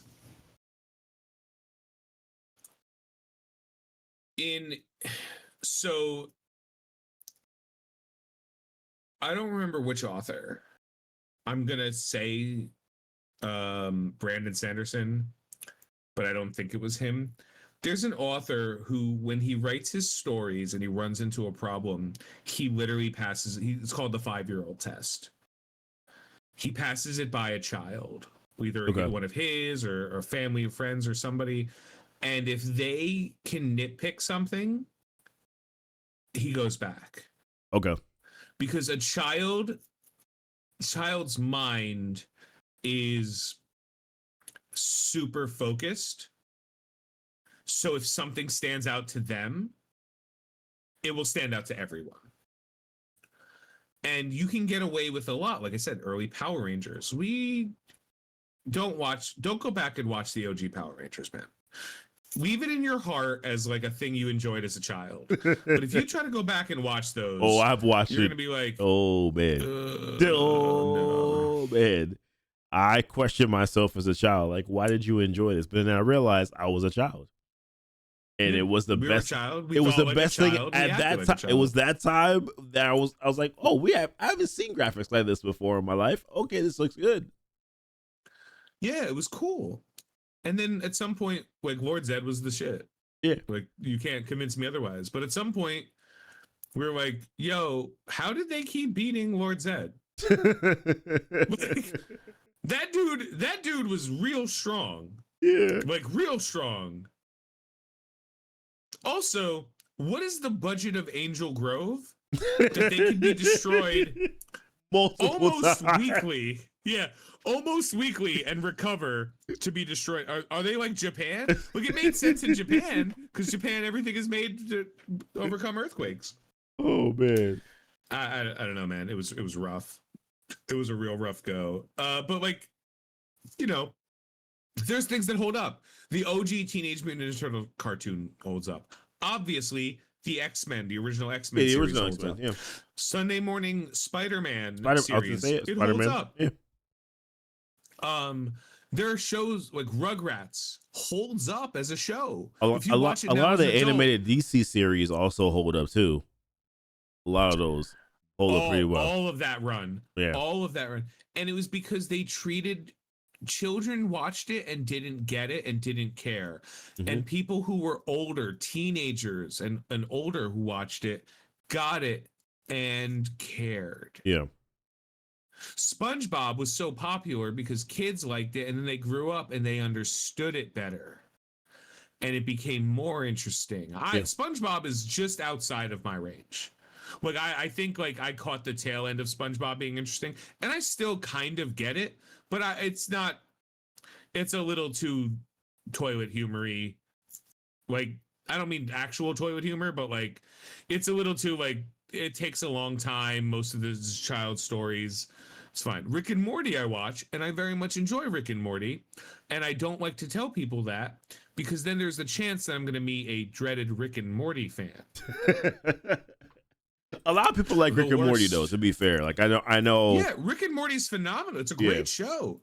It's just not the best show that's ever been made. Yeah. Nor is it so deep and intrinsic that like in order to understand it you have to have a massive IQ, because that doesn't exist.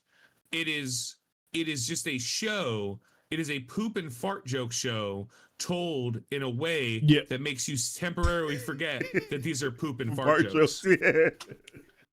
It's like it's like a more sophisticated Family Guy or American Dad in a sense. Like I was like, Pickle Rick, that's real funny. And then it became a meme, and like it was like, remember Chappelle Show? Remember when we were kids and dumb, and it was like, I'm Rick James, bitch, and like that, like we said that for a year straight. Fuck your couch. Like, do you remember for 1 year straight, we're all in high school, all we did was quote the Chappelle Show, like just nonstop. Until that was 1 year, one whole year of our life. And then later on, we realized that he was on drugs during that whole entire period. Like, okay, all right. Yeah, and then when it was over, he served us pancakes, game, blouses. Like, we didn't forget that. Yeah, it was funny because we were like, this is so dumb. What did the 5 fingers say to the face? Yeah, exactly. Like, Chappelle Show was so quotable. Yeah, it was for our entire generation because it was like high school time. Yeah, it was. You know, like we. And that's the same with Rick and Morty, and I get that, but there's a limit. Yeah. Right. Like there's a tier where it's like, yo, Pickle Rick was funny, but it wasn't that funny. Yeah. I'm not buying a Pickle Rick T-shirt. Yeah. I'm not getting a tattoo of Pickle Rick. It's the same. It's the same kind of fandom, and that's weird because like you want that kind of fandom in general. You wish you had that kind of fandom, whatever you do. People go insane for you. But like, then you end up in Marvel situation where you have so many fans that it's almost impossible. We're talking about it now, man. Yeah. No, we are. Like, it's almost impossible to avoid it. Yeah. And that's cool. At this point in time now, I think a lot of us are just like, okay, we hope that Marvel does well. However,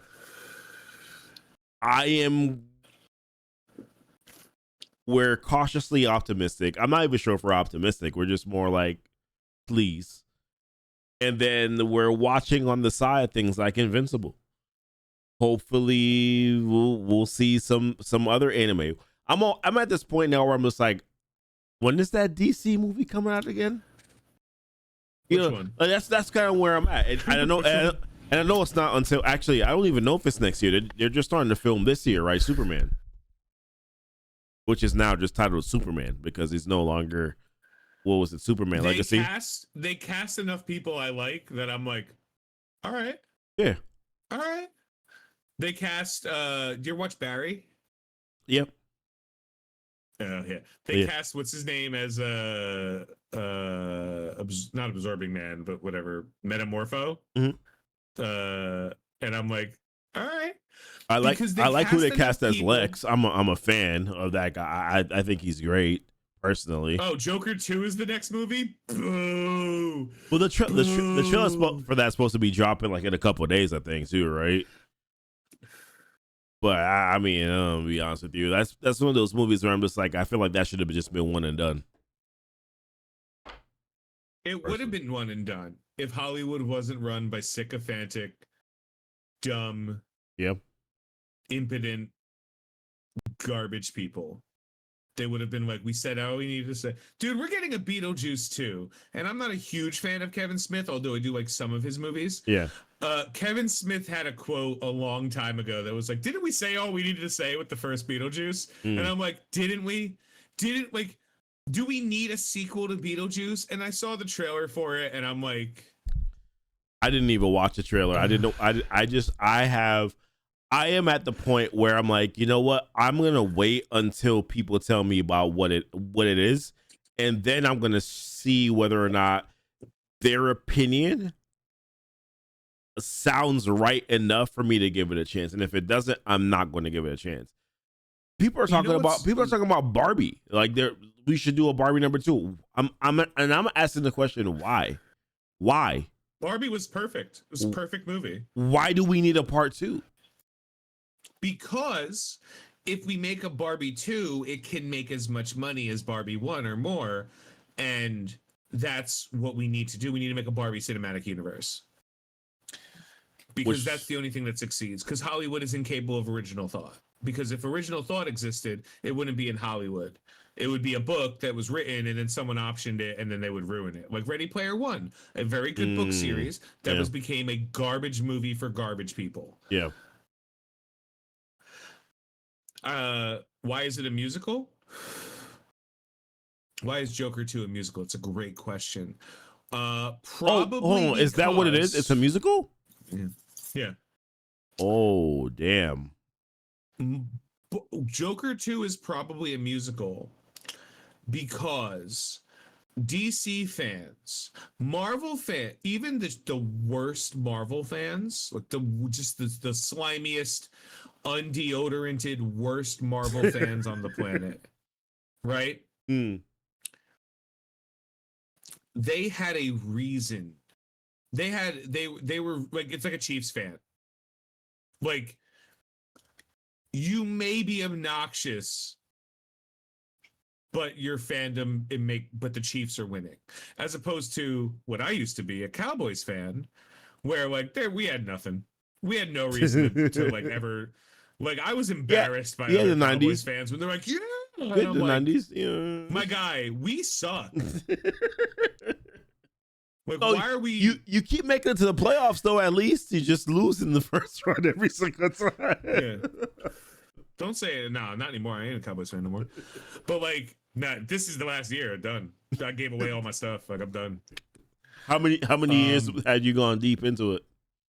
Solid 28. Oh damn. solid 28 years of you disappointment. You lived some of the did you live some of the glory years? No, you didn't. I did. No, you did. 91, 92, and 91 95. too. Okay, yeah. That's fair. Okay. All right. I lived the glory years, and then I was a fan through all the bad years, and I was a fan through Wade Phillips, and I was a fan through Jason Garrett, and I was a fan through this season, and I really don't want to talk about it. I don't want to talk about it. But Detroit, I'm just not a Cowboys fan anymore. I'm looking for new teams. I'm looking at a bunch of different teams right now. I'm liking the Bills. The Bills are playing good football. They just traded Stephon Diggs though, so I don't know how that's gonna go anymore. Yeah, I don't know. Yeah, the last year they traded somebody too. They still did fine. The Bills are playing good football. I used to like the Chargers because I thought Phillip Rivers was trying to make his own football team by having enough babies. By having like 17 kids. Yeah. So I like the Chargers. I also like the chant. I don't know why, but San Diego Chargers was just really cool. I like their powder blues. Like there's football. I love a lot of football. I watch a lot of football, but like I just can't be a Cowboys fan anymore. It's the same thing with DC fans. The problem with Marvel fans versus DC fans is Marvel fans up to recently, they had the backing of quality to support their inane bullshit. Yeah. And DC fans had to pull like, oh, you just don't get it. You just don't get why it was brilliant. Yeah. Neither did the box office, motherfucker. Yeah. Me and my guy, like, so you can.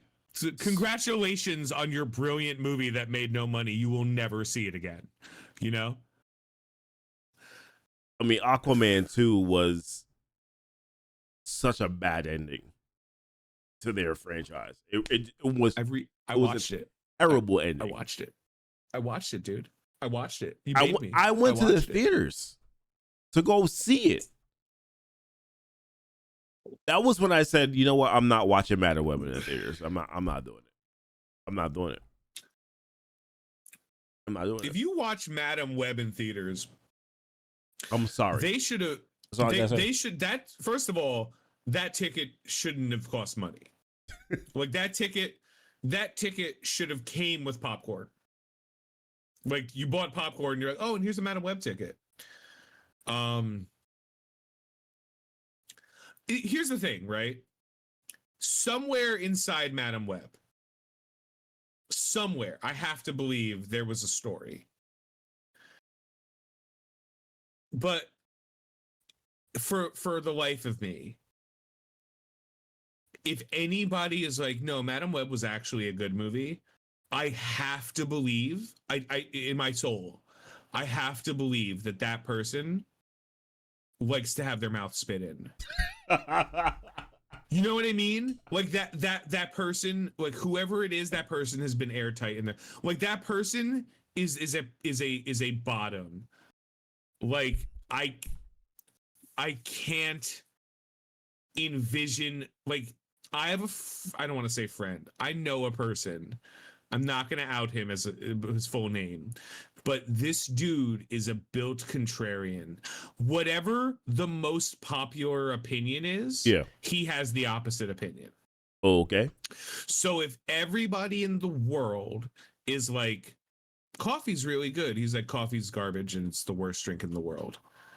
If everybody in the world immediately changes their mind and goes, you know what? Coffee's not that great for you. He's like, coffee's the best thing that's ever happened. And it's even funnier because he has no idea that everybody sees it. So it's kind of it's a running meme where I remember one time I was like, dude, I didn't like Last of Us 2. And he's like, why? I was like, I was bored the entire time I played it. I just didn't enjoy it. He's like, well, what was boring about it? I'm like, that's the weirdest question to ever ask somebody. What answer are you looking for? What was boring about it? The fact that it was boring. Like, it's what's boring. I was like, what answer are you looking for? He's like, well, most people who don't like it are just anti like women and stuff like that. And I was like, yeah, sure, I could be anti-women for this conversation. And he's like, you just anti-women? I'm like, for this conversation, I am. Sure, fuck. I'm like, I'm not. I was about to say his name. I was like, dude, I need you to understand. Any opinion you share publicly will be ignored and thrown out. Like nobody cares what you have to say. So if you think, like, to quote Rick and Morty, your boos mean nothing. I've seen you make what makes you cheer. Like, I don't care. You do not matter. Yeah. Like, and that's also microcosm, the DC fans. Like fans, the people who were obsessing about the Snyder Cut. I was like, we need to see the Snyder Cut. I'm like, his daughter died in the middle of filming, right? Like his daughter, like he had a tragedy, and like he had to get somebody else to come in, and everyone's like, no, there was a better version of this movie, and then the Snyder Cut was released, and I'm not gonna say if it was better or worse, but it definitely wasn't good. It wasn't. Like, I don't. Regardless. I don't, and this is, and I felt like maybe I was a contrarian for a long time. Everybody was telling me that the Snyder Cut was so good. And I was like, bro, I've tried to watch the Snyder Cut 3 times and I fell asleep within the first hour. 3 times. 9 hours. It's only a cut if anything was cut. It's just 26 hours of, it's actually 4, but like, well, this one focused on Cyborg. Like, yeah. Cool. That's what I wanted. An entire team up movie focusing on one character. Bro, I just remember trying. I got to this. I pretty much basically what happened is I watched it the first time, and I remember getting to like a specific part, and then I said, "All right, I'm tired."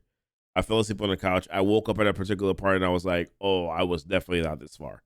I tried to watch it the second time. I picked up from where I remember me falling asleep, which was like 30 minutes in. Each time it was basically like 30 minutes that I could go before I fell asleep. And then after the third time, I was like, you know what? I don't think I can do this anymore. But I watched the full Cyborg part. And I just remember thinking to myself, man, this is really a lot of information on Cyborg. And I don't think that anybody the Cyborg movie really wanted to see in the context of this movie.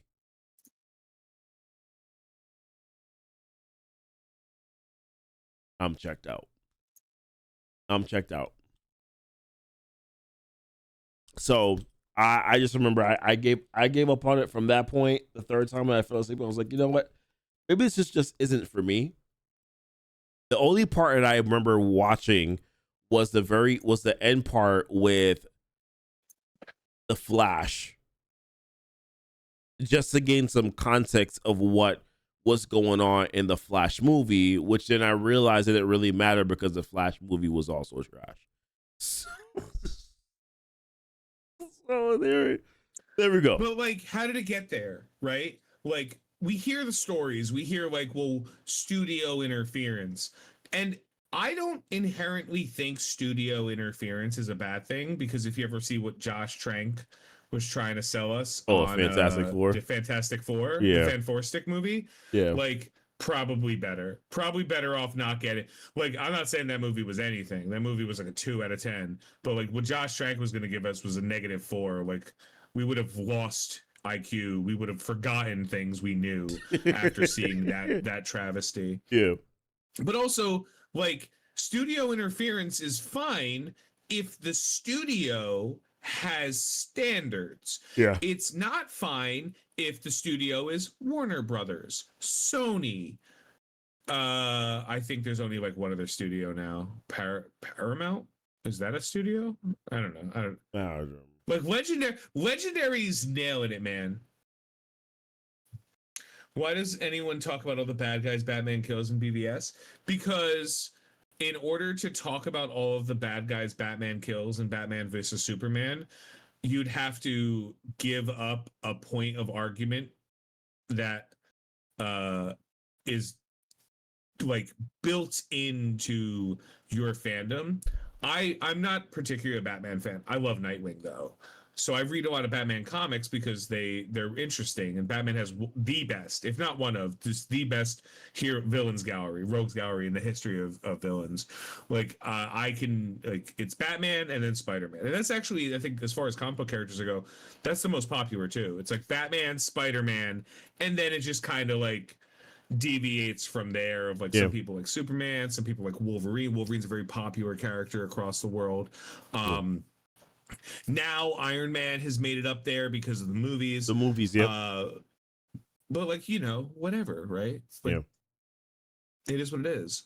So I don't know exactly where that's going. You know, this is all just a segue off of like why we think Deadpool and Wolverine is the weight. It has the weight of the world on its shoulders, and it's because it does. Like, it does. It's not an opinion, right? Like, the studio canceled everything but it. The studio thinks it has the weight of the world on its shoulders. So yeah, and I think to a certain extent, Fantastic Four kind of has the weight on its shoulders as well, because I do think that there is an expectation that that movie is going to kind of set things up in a way for for the next Avengers movie, not Secret Wars. I think Deadpool will lead more into Secret Wars, but I do think that Fantastic Four sets up the next Avengers movie that I don't believe is supposed to be Secret Wars.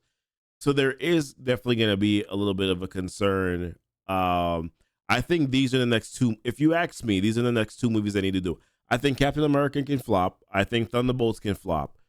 Fantastic Four and Deadpool cannot flop. Deadpool has to be great. Fantastic Four has to not suck. Yes. Excuse me. That's what I think. Yeah. Deadpool has to be a great movie. It doesn't have to answer every question, but it has to be a great movie. Yeah. Fantastic Four just has to be not terrible. If Fantastic Four can be not terrible, it'll buy enough that the other movies, which I think come out before Fantastic Four. Yeah, I don't remember the slate. They keep on changing the every timeline. 2 days, so who cares? Really, yeah, like, it's hard to keep up with that now. Thunderbolts can be okay. Like, they can't spend $200 million on a movie that makes $300 million. That they can't do that anymore. Yeah. If they're spending $200 million, it has to be $700 million, like total, not like over. Yeah. But it has like it otherwise you can spend less and get more. Yeah, I think their budgets Thunderbolts ends phase 5 have been too high. Right now. That could change tomorrow. Phase 6 is they could turn Agatha into a movie. We don't know. We don't know what they're planning. yeah, so that's a whole other rabbit hole that I'm not trying to get into. But where do we want to wrap this up? Where do we want to leave this? About 2 hours, 25 minutes, give or take. Yeah. So you're saying that we're about 10 minutes over. No, so I don't like. We could talk forever, but like, what's the point now? Like, yeah, I mean, they decided to cast a variant of the Silver Surfer into a time where nobody is interested in variants. Yep. They gave us a Jubilee episode. They're rushing the X-Men series this episode. They're rushing it the entire time. The stories have been fine. The episodes have been fine, but they're rushing it. So like, why? These things have to answer a question. I think they're rushing it to get out before Deadpool. So there's an excuse to have this stuff, but that's just me. Yeah, I think where I stand with it is, hey, I'm a little bit frustrated with the whole Fantastic Four thing. I think a lot of people, including myself, would love to see Norrin Rad into the MCU as opposed to Shalabal, who is this love interest of Norrin Rad that no one really cares about. I understand that, I guess, to a certain extent, the MCU movement, although that's just not really my cup of tea. That's not really kind of where I desire to go with it. My frustration is we needed to see a redemption story for the rise of Silver Surfer, and the MCU was someone that we trusted to be able to take that story to the next level, and they kind of disappointed us where that's concerned. XMen97, they're rushing through a lot of the story, but I hope that the payoff is going to be good, because although the episodes have been rushed, and although I do think that episode 4 has been their worst episode so far, I never said it wasn't good. No, I agree. So I think it's a fine movie. I think it's a fine series so far. So that is it. Come check us out next week, guys. We'll be back up again talking about more Marvel stuff. Hopefully we got some better things to talk about, or more. We'll talk about whatever we talk about. All right, listen, guys, appreciate y'all. You don't have a choice. Yeah. We're going to talk about what we talk about. It's probably going to be the same thing this week, just with different booze. Yeah, pretty much, basically. Listen, y'all, appreciate y'all coming in and hanging out. We will see you guys again next week. Much love to you. And I don't know, we don't have a closing slogan yet, so we'll figure that out next time. But appreciate y'all hanging out with GnT. Until next time, guys. Wiggity, wiggity, woo. That's our sign off. All right, y'all. Bye.